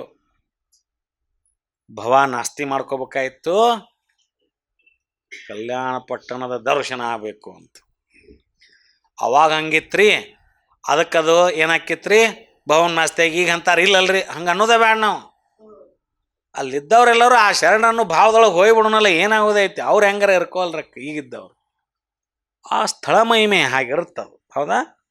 ನೋಡ್ರಿ, ಇಂತಪ್ಪ ಕಲ್ಯಾಣದ ದರ್ಶನವ ಮಾಡಿದರೆ ಭವಂ ನಾಸ್ತಿ, ಇಂತಪ್ಪ ಕಲ್ಯಾಣವ ನೆನೆದರೆ ಪಾಪಕ್ಷಯ. ಬರೀ ಇಲ್ಲಿಂದ ಕುಂತ ಕಲ್ಯಾಣ ಪಟ್ಟಣಪುರವನ್ನ ನೆನೆಸಿಬಿಟ್ರೆ ನಮ್ಮ ಪಾಪಕ್ಷಯ ಆಗ್ತದೆ. ನೀವೆಲ್ಲರ ದೂರಿಂದ ಹೋಗಿ ಏನೇನೋ ಮಾಡಿ ಬಂದ್ರೆ ಪಾಪ ಕಳೀತೈತೆ ಅನ್ನಕ್ತಾರಲ್ಲ, ಶರಣರು ಭಾಳ ಸೂರ್ಯ ಇದ್ದಲ್ಲೇ ಕಲ್ಯಾಣ ನೆನೆದು ಬಿಡ್ರು, ನಿಮ್ಮ ಪಾಪ ಕ್ಷಯ ಆಗ್ತದೆ. ನೀವ್ಯಾಕೆ ಅಷ್ಟು ದೂರ ಹೋಗಿ, ಹೌದಾ, ಬರ್ತೀರಿ ಪಾಪ ಕ್ಷಯ ಮಾಡ್ಕೊಳಕ್ಕೆ? ಮನ್ಯಾಗ ಕುಂತು ಕಲ್ಯಾಣ ಪಟ್ಟಣವನ್ನು ಈ ರೀತಿ ಒಂದಿಷ್ಟು ನೆನೆಸ್ಕೊಂಡು ಬಿಡ್ರಿ, ಹೃದಯಾರೆ ನೆನೆಸ್ಕೊಳ್ರಿ. ಪಾಪ ಕ್ಷಯ ಆಗೇ ಬಿಡ್ತೈತಿ ಅಂತ ಹೇಳಾಕತ್ತಾರ, ಮತ್ತು ನೆನಿಬೇಕಲ್ಲ ನಾವು, ಹೃದಯಾರೆ ನೆನಿಬೇಕಲ್ಲ. ನಂಬಿಕೆ ಇಲ್ಲ ನಮಗೆ, ನೆನೆದ್ರೆ ಹಂಗೆ ಹೇಳ್ಯಾರ ಬಿಡೋರು, ಹಂಗೆ ಕಡಿಮೆ ಆಕೈತೆ ಅಂತ ನೆನೆದ್ರೆ ಏನಾಗೋದೈತಿ? ನೆನಿಬೇಕು, ಆ ಭಾವದೊಳಗೆ ನೆನಿಬೇಕು. ಯಾಕೆ ಹಾಗೆ ಆಕತ್ತೆ? ಯಾಕಂದ್ರೆ ಹೇಳದವ್ರು ಯಾರು? ಇದನ್ನು ಹೇಳದವ್ರು ಯಾರು? ನಾವು ನೀವು ಅಲ್ಲ. ಇದನ್ನು ಹೇಳದವ್ರು ಯಾರು? ಸಾಕ್ಷಾತ್ ಜ್ಞಾನಿ ಚನ್ನಬಸವ. ಹೇಳದವ್ರು ಯಾರು? ನನ್ನ ಮೇಲೆ ನಂಬಿಕೆ ಇಡಬೇಕಲ್ಲ ನಾವು. ಇಂತಪ್ಪ ಕಲ್ಯಾಣವ ನೆನೆದರೆ ಪಾಪಕ್ಷಯ. ಮುಂದೆ ಹೇಳಿದರು, ಇಂತಪ್ಪ ಕಲ್ಯಾಣದ ಮಹಾತ್ಮೆಯ ಕೇಳಿದರೆ, ನೆನೆದ್ರೆ ಪಾಪಕ್ಷಯ. ಹೌದಾ? ಮುಂದೆ ಅದನ್ನು ಕಣ್ಣಿಲೆ ನೋಡಿದರೆ ಭವಂ ನಾಸ್ತಿ. ಮತ್ತು ನೆನೆದಾತು, ಕಣ್ಣಿಲಿ ನೋಡಿದಾತು. ಈ ಇಂತಪ್ಪ ಕಲ್ಯಾಣದ ಮಹಾತ್ಮೆಯನ್ನು ಕೇಳಿದ್ರೆ, ಯಾರ ಬಾಯಿಂದ ಅದನ್ನು ಕೇಳಿದ್ರೆ ಕರ್ಮ ಕ್ಷಯಬಹುದು. ಪಾಪಕರ್ಮಗಳೆಲ್ಲ ನಾಶ, ಕ್ಷಯ ಆಗಿಬಿಡ್ತೈತಿ, ನಶಿಸಿ ಹೋಗ್ಬಿಡ್ತೈತಿ, ಕ್ಷಯ. ಅದಷ್ಟ ಅಲ್ಲ, ನೋಡ್ರಿ, ಅದಷ್ಟ ಅಲ್ಲ, ಇಂತಪ್ಪ ಕಲ್ಯಾಣದ ಮಹಾತ್ಮೆ ಕೇಳಿದರೆ ಕರ್ಮಕ್ಷಯಬಹುದು, ಮೋಕ್ಷ ಸಾಧ್ಯಬಹುದು. ಬರೀ ಕರ್ಮಕ್ಷಯ ಆಗದ, ಬರೀ ಅದಷ್ಟ ಆಗದ, ಮೋಕ್ಷ ಸಾಧ್ಯಬಹುದು. ಮುಕ್ತಿನ ಪ್ರಾಪ್ತಿ ಆಕತಿ, ಕೈವಲ್ಯನ ಸಿಗ್ತೈತಿ. ಹೌದಾ? ಸಾಲ್ವೇಷನ್. ಇದನ್ನು ಕೇಳಿದ್ರೆ, ಅದನ್ನು ನೋಡಿದ್ರೆ, ಅಂತ ಕಲ್ಯಾಣದ ಮಹಾತ್ಮೆ ಕಲ್ಯಾಣ ಪಟ್ಟಣವನ್ನು ದರ್ಶನ ಮಾಡಿಕೊಂಡ್ರೆ, ಅಥವಾ ಇಲ್ಲೇ ಕುಂತ ನೆನೆದ್ರೆ, ಅಥವಾ ಯಾರ ಅದನ್ನು ಹೇಳೋದನ್ನು, ಅದು ಹೆಂಗಿತ್ತು ಅದರ ವೈಭವವನ್ನು, ಆ ಮಹಾತ್ಮೆಯನ್ನು ಹೇಳೋದನ್ನು ನಾವು ಕಿವಿಯಾರೆ ನೆನೆಯಲಿಲ್ಲ, ನೋಡಲಿಲ್ಲ, ಕಿವಿಯಿಂದ ಕೇಳಿದ್ವಿ ಯಾರ ಹೇಳೋದಂತ ಅಂದ್ರೆ ಸಾಕು, ಭವಂ ನಾಸ್ತಿ, ಪಾಪಕರ್ಮ ಕ್ಷಯ. ಇಷ್ಟ ಅಲ್ದನ ಮೋಕ್ಷ ಸಾಧ್ಯಬಹುದು. ಅಷ್ಟ ಅಲ್ಲ, ಮತ್ತು ಮೋಕ್ಷಕ್ಕಂತ ಎಲ್ಲಿ ಹುಡ್ಕೊಂಡು ಹೋಗೋದು ಬೇಡ, ಇಷ್ಟು ಮಾಡಿಬಿಡ್ರಿ ಅಂತ ಹೇಳಿಬಿಟ್ರು. ಸಾಧ್ಯ ಆದ್ರೆ ನೋಡ್ರಿ, ಇಲ್ಲ ನೆನೀರಿ, ಇಲ್ಲ ಅದನ್ನು ಹೇಳೋರನ್ನ ಹೋಗಿ ಕೇಳ್ರಿ. ಇಷ್ಟಕ್ಕೆ ಪಾಪಕ್ಷಯವಾಗಿ ಮೋಕ್ಷ ಸಾಧ್ಯಬಹುದು. ಇದು ಕಾರಣ. ಕೂಡಲ ಚೆನ್ನ ಸಂಗಮ ದೇವ, ನಿಮ್ಮ ಭಕ್ತ ಬಸವಣ್ಣನಿದ್ದ ಠಾವೆ. ನಿಮ್ಮ ಭಕ್ತ ಅಂದ್ರೆ ಆ ಮಹಾಸ್ಥಳಕ್ಕೆ ಹೋದ್ರು ಅವರು, ಸಹಜ ಸ್ಥಳಕ್ಕೆ. ಕೂಡಲ ಚೆನ್ನ ಸಂಗಮ ದೇವ ಅಂದ್ರೆ ಅಶ್ವಿನ ಸ್ಥಳಕ್ಕೆ ಹೆಸರಿಟ್ಟಾರ ಅವರು. ಅಲ್ಲಿಗೇನೆ ಮೂಲಕ್ಕನ ಹೋಗ್ಯಾರ, ಪರವಸ್ತುವಿಗೆ ಇಟ್ಟಾರ. ಆ ಪರವಸ್ತುವಿನ ಭಕ್ತ ಬಸವಣ್ಣ ಅಂತಾರೆ ಅವ್ರು. ಹೌದಾ? ಮತ್ತು ಅವ್ರನ್ನ ಆರಾಧನೆ ಮಾಡೋದು ಅವ್ರು. ಅವ್ರ ಲಿಂಗೈಕ್ಯನ ಅವ್ರು ಕೇಳ್ಕೊಂಡಾರ ಅಂದ್ರೆ ಆ ಲಿಂಗಯ್ಯ ಆ ಪರವಸ್ತುವಿನ ಸ್ವರೂಪ. ಅದಕ್ಕೆ ಅವ್ರು ಏನಂದ್ರು, ನಿಮ್ಮ ಭಕ್ತ ಬಸವಣ್ಣನಿದ್ದ ಠಾವೇ ಆ ಜಗಾನ ಮಹಾಕಲ್ಯಾಣವೆಂದರಿದು, ಅದೇ ಮಹಾಕಲ್ಯಾಣವೆಂದರಿದು ದಿವ್ಯ ಶಾಸನವ ಬರೆದು, ಇದನ್ನು ನಾನು ಇವತ್ತು ಅದನ್ನು ತಿಳ್ಕೊಂಡೆ. ದಿವ್ಯ ಶಾಸನ, ಬರೇ ಶಾಸನ ಅಂದಿಲ್ಲ, ದಿವ್ಯ ಶಾಸನವ ಬರೆದು ಪಠಿಸಿದ ಕಾರಣ, ಬರೆದು ಮತ್ತು ನಾ ಪಠಿಸೇನೆ ಅದನ್ನು ಅಂದೇನಿ. ಕಾರಣ ಎನ್ನ ಭವಂ ನಾಸ್ತಿ ಆಗಿತ್ತಯ್ಯ ಅಂತ ಯಾರು ಅಂದರು? ಚನ್ನಬಸವಣ್ಣ ಅವರು. ಬಸವಣ್ಣನವರು ನೆಲೆಸಿದ ಕ್ಷೇತ್ರ ಮಹಾಕಲ್ಯಾಣ. ಆ ಅದ ಅಂತ ತಿಳ್ಕೊಂಡು ಇವತ್ತು ನಾನು ಅದನ್ನು ಅರ್ಥಕೊಂಡು ಅದರ ಬಗ್ಗೆ ಒಂದು ದಿವ್ಯ ಶಾಸನ ಬರೆದೇನಿ. ಇಷ್ಟೆಲ್ಲ ಹೇಳಿದ್ರಲ್ಲ, ಬರೆಯುವುದಲ್ಲ, ಅದನ್ನು ನಿತ್ಯ ಪಠಿಸ್ತೇನೆ. ಹೌದಾ? ಬರೆದು ಪಠಿಸಿದ ಕಾರಣ ನನಗೇನಾಗ್ತದ್ರ ಪರಿಣಾಮ ಅಂದ್ರೆ ಎನ್ನ ಭವಂ ನಾಸ್ತಿ ಆಯಿತು. ಯಾಕೆ ನೀವು ಒಂದು ದಿನ 5 ನಿಮಿಷ ಓದಬಾರ್ದು? ಇದನ್ನು ಬರೆಯಾಕಂತೂ ನಮಗಾಗಿಲ್ಲ, ಯಾಕೆ ನಾವು ದಿನ ಮುಂಜಾನೆ ಎದ್ದು ನಮ್ಮ ಲಿಂಗ ಪೂಜೆ ಮುಗಿಸಿದ ಮೇಲೆ ಇದೊಂದು 5 ನಿಮಿಷ ಆಕೈತೆ ಅಷ್ಟು ಓದಾಕೆ. ಇದರದೊಂದು ಪ್ರಿಂಟ್ ಹಾಳಿ ತಕ್ಕೊಂಡು ನಾವು ಲಿಂಗ ಪೂಜಾ ಸ್ಥಳದೊಳಗೆ ಕುಂತಾಗ, ಅವಾಗ ಲಿಂಗ ಪೂಜೆ ಮುಗಿಸ್ಕೊಂಡು 7ಕ್ಕಿಂತ ಮುಂಚೆಕ್ಕೆ ಇದೊಂದು 25 ಸಾಲಿಂದ 30 ಸಾಲಿಂದ ಒಂದು ವಚನ ಐತಿ, ಓದಿದ್ರೆ 5 ನಿಮಿಷ ಆಕೈತಿ. ಇದನ್ನು ಪಠಣ ಮಾಡಿ ಬಂದುಬಿಟ್ರೆ ನಮ್ಮ ಭವ ಯಾಕೆ ನಾಸ್ತಿ ಆಗೋದಿಲ್ಲ? ಚನ್ನಬಸವಣ್ಣವ್ರು ಹೇಳಾರ, ಇದನ್ನು ಪಠಿಸಿ ನಾನು ಭವನಾಸ್ತಿ ಮಾಡ್ಕೊಂಡೇನೆ ಅಂದಾಗ. ಮತ್ತು ಇವು ಜೀವನದ ಬದಲಾವಣೆಗಳು, ನಮ್ಮ ನಿತ್ಯ ಬದುಕಿನ ಚಟುವಟಿಕೆಗಳಲ್ಲಿ ಒಂದಿಷ್ಟು ಪರಿವರ್ತನೆ ಮಾಡಿಕೊಳ್ಳುವಂಥ ಸುಸಂದರ್ಭಗಳಿವು. ಇವನು ಕೇಳಿದಾಗ, ಇವನು ಹೇಳಿದಾಗ, ಯಾಕೆ ನಾವು ಸಣ್ಣ ಪ್ರಮಾಣದ ಒಂದು ನಮ್ಮ ಆಚರಣೆಯಲ್ಲಿ ಬದಲಾವಣೆ. ಹೌದಾ? ಇದನ್ನು ಪಠಿಸಬಾರ್ದಾಕೆ ನಾವು ಭಾಳ ಹೊತ್ತು ಹೋಗೋದಿಲ್ಲ. ಅವ್ರು ಹೇಳಾರಲ್ಲ, ಇದನ್ನು ಪಠಿಸಿ, ಈ ದಿವ್ಯ ಶಾಸನವನ್ನು ಪಠಿಸಿ ನನ್ನ ಭವಂ ನಾಸ್ತಿ ಆಯಿತು ಅಂತ ಚನ್ನಬಸವಣ್ಣವ್ರು ಹೇಳಿದಾಗ ಮತ್ತು ನಮ್ದು ಯಾಕೆ ಆಗೋದಿಲ್ಲ ಅನ್ನುವಂಥ ಪ್ರಶ್ನೆ ಹಾಕ್ಕೊಂಡು ಈ ಆಚರಣೆಯನ್ನು ಯಾಕೆ ಮಾಡಬಾರ್ದು ನಾವು ಅನ್ನುವಂಥ ಒಂದು ಸಂಕಲ್ಪವನ್ನು ಈ ಸಂದರ್ಭದಲ್ಲಿ ಮಾಡ್ಕೋಬೇಕು. ಇಂತೂ ಪ್ರಭುದೇವರು ಕಲ್ಯಾಣಪುರದ ದ್ವಾರವಟ್ಟದ ಮುಂದಣ ಶಾಸನಮಂ ಓದಿ ನೋಡಿ ಪರಮ ಹರುಷಿತರಾಗಿ ಬಸವರಾಜ ದೇವರ ಮಹಾತ್ಮೆಯನ್ನು ಸ್ತೋತ್ರಮಂ ಮಾಡುತ್ತಾ. ನೋಡ್ರಿ, ಪ್ರಭುದೇವರು ಕಲ್ಯಾಣಪುರದ ದ್ವಾರವಟ್ಟದ ಮುಂದಣ ಶಾಸನಮಂ ಓದಿ ಅದನ್ನು ನೋಡಿ ಪರಮಹರುಷಿತರಾಗಿ, ಯಾರು? ಪ್ರಭುದೇವರು ಬಸವರಾಜ ದೇವರ ಮಹಾತ್ಮೆಯನ್ನು ಸ್ತೋತ್ರಮಂ ಮಾಡುತ್ತಾ, ಮತ್ತು ಹೊಳ್ಳೆಯವರಿಗೆ ಬಸವಣ್ಣನವರ ಮಹಾತ್ಮೆಯನ್ನು ಸ್ತೋತ್ರ ಮಾಡಬೇಕನಿಸಿ ಆ ಸ್ತೋತ್ರಮಂ ಮಾಡುತ್ತಾ ಸಿದ್ದರಾಮಯ್ಯ ತಂದೆಗಳೊಡನೆ ನಿರೂಪಿಸುತ್ತಿದ್ದ ಪ್ರಸ್ತಾವದ ವಚನ. ಇಷ್ಟಾಗಿ ಅದನ್ನು ಓದಿಂದ ಮತ್ತೆ ಅವರು ಹರ್ಷಿತರಾಗಿ ಮತ್ತೆ ಬಸವಣ್ಣವರ ಮಹಾತ್ಮೆಯನ್ನು ಏನು ಮಾಡಿದ್ರು, ಅವರು ಹೇಳಲಿಕ್ಕೆ ಹೊರಟರು. ಏನು ಹೇಳಿದರು? ಆದಿ ಆಧಾರವಿಲ್ಲದ ಆಗಮ ನಾಸ್ತಿಯಾಗಿಪ್ಪ, ಸಾಗರ ವಿರಹಿತನ ನಾರೂ ಅರಿಯರಲ್ಲ, ದಶಮುಖದ ಮಾಣಿಕದ ಎಸಳ ಕಂಗಳು ಪರ್ಬಿ ಪಸರಿಸಿದುದು ನಾರೂ ಅರಿಯರಲ್ಲ, ಹಿರಿದೊಂದು ವೃಕ್ಷವು ಅತಿಶಯದ ರೂಪಾಗಿ ಪೃಥ್ವಿಗಿಂಬಾಗಿರ್ಪನಾದರೂ ಅರಿಯರಲ್ಲ, ಅಂತರಂಗದ ಭುವನವ ಮೆಟ್ಟಿ ನೋಡುತ್ತ ಬೆಳಗಿನ ತಾವರೆಯ ಮಧ್ಯದ ತಾರಕೆಯನಾರೂ ಅರಿಯರಲ್ಲ, ಇನ ಶಶಿಗಳಿಬ್ಬರು ನಯನ ನೋಟದ ಪುಷ್ಪ ಪರಿಮಳವಾಗಿರ್ದುದ ನಾರೂ ಅರಿಯರಲ್ಲ, ಇಂಬೂ ನಯನದಲ್ಲಿ ಸಂಭ್ರಮವಿಲ್ಲದ ರೂಪು ಮಹತ್ತಾಗಿದ್ದುದ ನಾರೂ ಅರಿಯರಲ್ಲ, ಸಾಗರದೊಳಗನ ಜ್ಯೋತಿಯಂತೆ ಗುಹೇಶ್ವರ ಲಿಂಗದೊಳಗೆ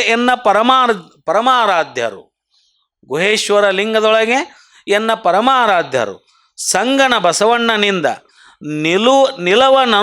ನಿಲವನ್ನು ಉಪಮಿಸಬಾರದು ಕಾಣ ಸಿದ್ದರಾಮಯ್ಯ. ಇದರ ವಿವರ ಮತ್ತು ವಿಸ್ತಾರವನ್ನು ಈ ವಚನ ಅಷ್ಟ ಓದೇನ ಈಗ. ಈ ಶಾಸನವನ್ನು ಓದಿ ಆದಮೇಲೆ ಓದೋಕ್ಕಿಂತ ಮುಂಚೆ ಪ್ರಭುದೇವರು ಏನು ಹೇಳಿದರು? ಪ್ರಣತೆ ನೋಡ್ರಿ, ಕಲ್ಯಾಣವೆಂಬ ಪ್ರಣತೆಯಲ್ಲಿ ಭಕ್ತಿರಸವೆಂಬ ತೈಲವನೆರೆದು ಅಂತ ಹೇಳಿದರು. ಈ ಶಾಸನ ಓದಿದ ಮೇಲೆ ಮತ್ತೆ ಬಸವಣ್ಣವರು ಕುರಿತವರು ಹರ್ಷಭರಿತರಾಗಿ ಸ್ತೋತ್ರ ಮಾಡಾಕತ್ತಾರೆ ಈ ವಚನದ ಮೂಲಕ. ಇಂಥಿಂಥ ಹೆಂಗಿದ್ರವರು, ಹೆಂಗದಾರವರು, ಹಂಗಿದ್ರು ಕೂಡ ಅವ್ರನ್ನ ಯಾರೂ ತಿಳ್ಕೊವಲ್ರಲ್ಲ ಅನ್ನೋ ಪ್ರಶ್ನೆ ಹಾಕ್ಕೊಳಕ್ತಾರ. 3-4 ಸಲ ಪ್ರಶ್ನೆ ಹಾಕ್ಯಾರ ಅವರು. ಯಾರೂ ಅರಿಯರಲ್ಲ 4 ಸರಿ ಉಪಮೆ ಕೊಟ್ಟು ಹೇಳ್ಯಾರ ಅವರು. ಯಾರೂ ಅರಿಯರಲ್ಲ 5-6 ಉಪಮೆಗಳನ್ನು ಕೊಟ್ಟಾರ ಅವರು. ಕೊಟ್ಟು ಹಿಂಗಿದ್ದವ್ರನ್ನ ಯಾರೂ ಅರಿವಲ್ರಲ್ಲ ಅಂದ ಕೊನೆಗೆ ಏನು ಹೇಳ್ತಾರ ಅವ್ರಂದ್ರೆ, ಗುಹೇಶ್ವರ ಲಿಂಗದೊಳಗೆ ಪರಮಾರಾಧ್ಯರು, ಪ್ರಭುದೇವರ ಪರಮಾರಾಧ್ಯರು ಯಾರು? ಬಸವಣ್ಣನವರು. ಪರಮಾರಾಧ್ಯರು ಸಂಗನ ಬಸವ ನಿಂದ ನಿಲವನು ಉಪಮಿಸಬಾರದು ಕಾಣ ಸಿದ್ದರಾಮಯ್ಯ ಅನ್ನುವಂಥ ಅದ್ಭುತವಾದ ವಚನ. ಇದರ ವಿವರಣೆಯನ್ನು ನಾವು ಮುಂದಿನ ವಾರ ಖಂಡಿತವಾಗಿಯೂ ಚೆನ್ನಾಗಿ ಮಾಡೋಣ ಅನ್ನುವಂಥ ಮಾತನ್ನು ಹೇಳಿ ಇವತ್ತಿಗೆ ಈ ಒಂದು ಅನುಭವ ಮಾಲಿಕೆಯನ್ನು ಸಂಪನ್ನಗೊಳಿಸೋಣ. ಸರ್ವರಿಗೂ ಶರಣಾರ್ಥಿ. ಶ್ರೀ ಗುರು ಬಸವಲಿಂಗಾಯ ನಮಃ. ಎಲ್ಲರಿಗೆ ಭಕ್ತಿ ಅನಂತ ಶರಣಾರ್ಥಿಗಳು. ಇದುವರೆಗೆ ಡಾಕ್ಟರ್ ಶಂಭು ಹೆಗ್ಡಾಳ್ ಅವರು ಪ್ರಭುದೇವರು ಕಲ್ಯಾಣದ ಪ್ರವೇಶವನ್ನು ಹೇಗೆ ಮಾಡಿದರು ಅನ್ನೋದನ್ನು ಚನ್ನಬಸವಣ್ಣವರ ದಿವ್ಯ ಶಾಸನದ ವಚನವನ್ನು ನಮ್ಮನ್ನು ಇಲ್ಲಿಂದ ಕಲ್ಯಾಣದ ದ್ವಾರದೊಳಗೆ ನಿಂತು ಅದು ದರ್ಶನ ಮಾಡಿಸ್ಯಾರ. ನಿಜವಾಗ್ಲೂ ಭಾಳ ಮಾತಾಡಿದರೆ ಮತ್ತು ಅದರ ಸ್ವಾದ ಕಡಿಮೆ ಕತೆ. ಅದಕ್ಕೆ ಅವರಿಗೆ ಬಸವ ಸಮಿತಿ ಬೆಂಗಳೂರು, ಕಲಬುರಗಿ, ಧಾರವಾಡ ಮತ್ತು ಬಸವ ಕೇಂದ್ರ ಧಾರವಾಡ ವತಿಯಿಂದ ಅನಂತ ಭಕ್ತಿಯ ಶರಣಾರ್ಥಿಗಳು. ಅದೇ ರೀತಿ ಇಲ್ಲಿ ನೆರೆದಂಥ ಮತ್ತು ಅಂತರ್ಜಾಲದಲ್ಲಿ ವೀಕ್ಷಿಸುತ್ತಿರುವ ಎಲ್ಲರ ಶರಣರ ಪರವಾಗಿಯೂ ಅನಂತ ವಂದನೆಗಳನ್ನು ಅರ್ಪಿಸ್ತಾ ಇದ್ದೇನೆ. ಇನ್ನು ನಾಳೆ ಕಲಬುರಗಿ ಬಸವ ಸಮಿತಿಯಿಂದ ಮಂಗಳ ಜ್ಯೋತಿ ಗಾಣದ ಕಣ್ಣಪ್ಪಯ್ಯ ಸಮಾಜದ ಅರಿವಿನ ಮನೆ 876ನೇ ಕಾರ್ಯಕ್ರಮ, ದಿವ್ಯ ಸಾನ್ನಿಧ್ಯ ಮಹಾಮಹಿಮ ಸಂಗನ ಬಸವಣ್ಣವರು. ಅನುಭವ ಡಾಕ್ಟರ್ ವಿಜಯಕುಮಾರಿ ಕರಿಕಲ್, ಹಿರಿಯ ವಿಶ್ರಾಂತ ಪ್ರಾಧ್ಯಾಪಕರು, ಮೈಸೂರು ವಿಶ್ವವಿದ್ಯಾಲಯ. ವಿಷಯ ಶರಣ ಸಂಸ್ಕೃತಿಗೆ ಗಾಣದ ಸಮಾಜದ ಕೊಡುಗೆ. ಅಧ್ಯಕ್ಷತೆ ಶ್ರೀ ಶರಣಕುಮಾರ್ ಬಿಲ್ಲಾಡ್. ಅಧ್ಯಕ್ಷರು ಶರಣ ಗಾಣದ ಕಣ್ಣಪ್ಪಯ್ಯ ಸಮಾಜ ಕಲಬುರಗಿ. ದತ್ತಿ ದಾಸೋಹಿಗಳು ಅಧ್ಯಕ್ಷರು ಮತ್ತು ಪದಾಧಿಕಾರಿಗಳು ಜಿಲ್ಲಾ ಗಾಣಿಗ ಸಮಾಜ ಕಲಬುರಗಿ. ಪ್ರಸಾದ ದಾಸೋಹಿಗಳು ಶ್ರೀ ಈಶ್ವರಗೌಡ ಪಾಟೀಲ್, ನಿರ್ದೇಶಕರು PLD ಬ್ಯಾಂಕ್ ಜೇವರ್ಗಿ. ಸೋಮವಾರ ದಿನಾಂಕ 17/11 ಬೆಂಗಳೂರು ಬಸವ ಸಮಿತಿಯಿಂದ ಅಂಗದಿಂದ ಲಿಂಗದೆಡೆಗೆ ನಿಜಾಚರಣೆ ಭಾಗ 21 ಅಂಗದ ಲಿಂಗದೆಡೆಗೆ ಇದರ ಸಮಾರೋಪ ಸಮಾರಂಭ. ದಿವ್ಯ ಸಾನ್ನಿಧ್ಯ ಪರಮಪೂಜ್ಯ ಶಿವರುದ್ರ ಮಹಾಸ್ವಾಮಿಗಳು, ಅಧ್ಯಕ್ಷರು ಬೇಲಿಮಠ್ ಮಹಾಸಂಸ್ಥಾನ ಬೆಂಗಳೂರು. ಅಧ್ಯಕ್ಷತೆ ಡಾಕ್ಟರ್ ಅರವಿಂದ್ ಜತ್ತಿ, ಅಧ್ಯಕ್ಷರು ಬಸವ ಸಮಿತಿ ಬೆಂಗಳೂರು. ಉಪಸ್ಥಿತಿ ಬಾಪು ಪದ್ಮನಾಭ್, ರಾಷ್ಟ್ರ ಪ್ರಶಸ್ತಿ ವಿಜೇತ ಸಂಗೀತ ನಿರ್ದೇಶಕರು. ಈ ಎಲ್ಲ ಕಾರ್ಯಕ್ರಮಗಳನ್ನು ಹೆಚ್ಚಿನ ಸಂಖ್ಯೆಯಲ್ಲಿ ತಾವು ವೀಕ್ಷಿಸಬೇಕಂತ ಈಗ ವಚನ ಮಂಗಳ ನಿರಂಜನ್ ಹಂಚಿನಾಳ್ ಅವರಿಂದ. ಕಲ್ಯಾಣವೆಂಬ ಪಣತೆಯಲ್ಲಿ ಭಕ್ತಿರಸವೆಂಬ ತೈಲವನೆರೆದು ಕಲ್ಯಾಣವೆಂಬ ಪಣತೆಯಲ್ಲಿ ಭಕ್ತಿರಸವೆಂಬ ತೈಲವನೆರೆದು ಆಚಾರವೆಂಬ ಬತ್ತಿಗೆ ಬಸವಣ್ಣನೆಂಬ ಜ್ಯೋತಿಯ ಮುಟ್ಟಿಸಲು ಆಚಾರವೆಂಬ ಬತ್ತಿಗೆ ಬಸವಣ್ಣನೆಂಬ ಜ್ಯೋತಿಯ ಮುಟ್ಟಿಸಲು ತೊಳಗಿ ಬೆಳಗುತ್ತಿದ್ದಿತಯ್ಯ ತೊಳಗಿ ಬೆಳಗುತ್ತಿದ್ದಿತಯ್ಯ ಶಿವನ ಪ್ರಕಾಶ ಶಿವನ ಪ್ರಕಾಶ ಶಿವನ ಪ್ರಕಾಶ ಕಲ್ಯಾಣವೆಂಬ ಪಣತೆಯಲ್ಲಿ ಭಕ್ತಿರಸವೆಂಬ ತೈಲವನೆರೆದು ಆ ಬೆಳಗಿನೊಳಗೆ ಬೆಳಗುತ್ತಿದ್ದರಯ್ಯ ಅಸಂಖ್ಯಾತ ಪ್ರಮಥ ಗಣಗಳು ಅಸಂಖ್ಯಾತ ಪ್ರಮಥ ಗಣಗಳು ಶಿವಭಕ್ತರಿದ್ದ ಕ್ಷೇತ್ರ ಅವಿಮುಕ್ತ ಕ್ಷೇತ್ರವೆಂಬುದು ಹುಸಿಯೇ ಶಿವಭಕ್ತರಿದ್ದ ಕ್ಷೇತ್ರ ಪಾವನವೆಂಬುದು ಹುಸಿಯೇ ಗುಹೇಶ್ವರ ಲಿಂಗದಲ್ಲಿ ಎನ್ನ ಪರಮಾರಾಧ್ಯ ಗುಹೇಶ್ವರ ಲಿಂಗದಲ್ಲಿ ಎನ್ನ ಪರಮಾರಾಧ್ಯ ಸಂಗನ ಬಸವನ ಮಹಿಮೆಯ ನೋಡ ಸಂಗನ ಬಸವನ ಮಹಿಮೆಯ ನೋಡ ಸಿದ್ಧರಾಮಯ್ಯ ಸಿದ್ಧರಾಮಯ್ಯ ಸಿದ್ಧರಾಮಯ್ಯ ಕಲ್ಯಾಣವೆಂಬ ಪಣತೆಯಲ್ಲಿ ಭಕ್ತಿರಸವೆಂಬ ತೈಲವನೆರೆದು ಭಕ್ತಿರಸವೆಂಬ ತೈಲವನೆರೆದು ಭಕ್ತಿರಸವೆಂಬ ತೈಲವನೆರೆದು. ಎಲ್ಲರಿಗೂ ಶರಣು ಶರಣ. ಬಸವಾ ಬಸವಾ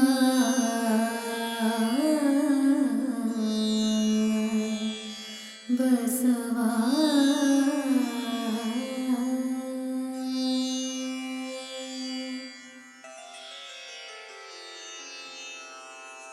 ಹರ ಬಸವಾಯ ನಮಃ ಪ್ರಭು ಬಸವಾಯ ನಮಃ ಗುರು ಬಸವಾಯ ನಮಃ ಲಿಂಗ ಬಸವಾಯ ನಮಃ ಜಂಗಮ ಬಸವಾಯ ನಮಃ ಭಸ್ಮ ಬಸವಾಯ ನಮಃ ರುದ್ರಾಕ್ಷಿ ಬಸವಾಯ ನಮಃ ಮಂತ್ರ ಬಸವಾಯ ನಮಃ ಪಾದೋದಕ ಬಸವಾಯ ನಮಃ ಪ್ರಸಾದ ಬಸವಾಯ ನಮಃ ಚಿನ್ನಿಧಿ ಬಸವಾಯ ನಮಃ ಚಿನ್ನಾದ ಬಸವಾಯ ನಮಃ ಚಿದ್ಬಿಂದು ಬಸವಾಯ ನಮಃ ಚಿತ್ಕಲ ಬಸವಾಯ ನಮಃ ಚಿದಂಗ ಬಸವಾಯ ನಮಃ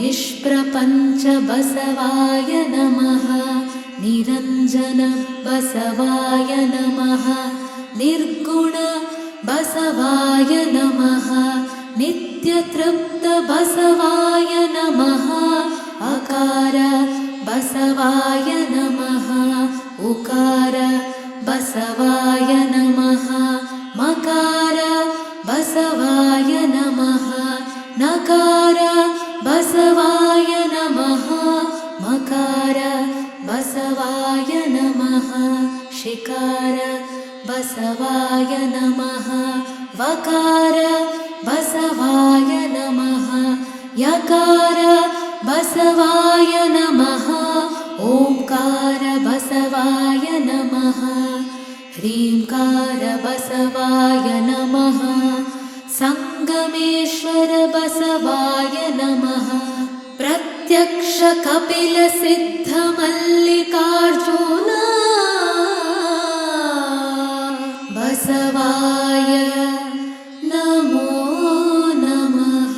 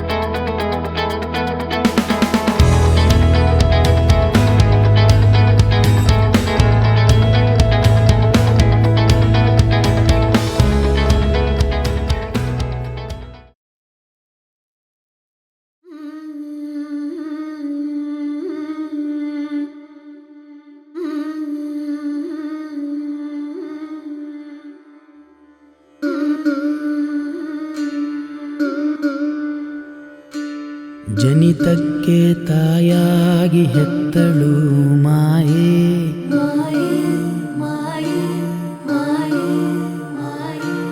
ಮೋಹಕ್ಕೆ ಮಗಳಾಗಿ ಹುಟ್ಟಿದಳು ಮಾಯೆ,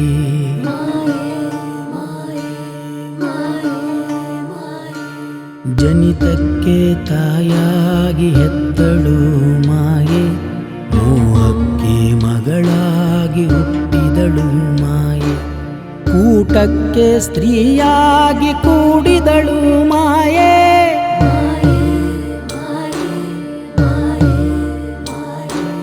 ಕೂಟಕ್ಕೆ ಸ್ತ್ರೀಯಾಗಿ ಕೂಡಿದಳು ಮಾಯೆ, ಇದಾವ ಪರಿಯಲ್ಲಿ ಕಾಡಿತ್ತು ಮಾಯೆ,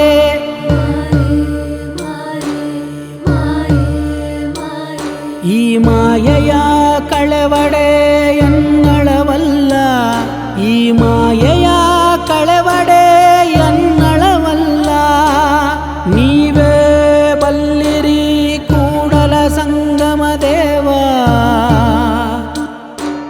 ನೀವೇ ಬಲ್ಲಿರಿ ಕೂಡಲ ಸಂಗಮ ದೇವ, ಕೂಡಲ ಸಂಗಮ ದೇವ, ಕೂಡಲ ಸಂಗಮ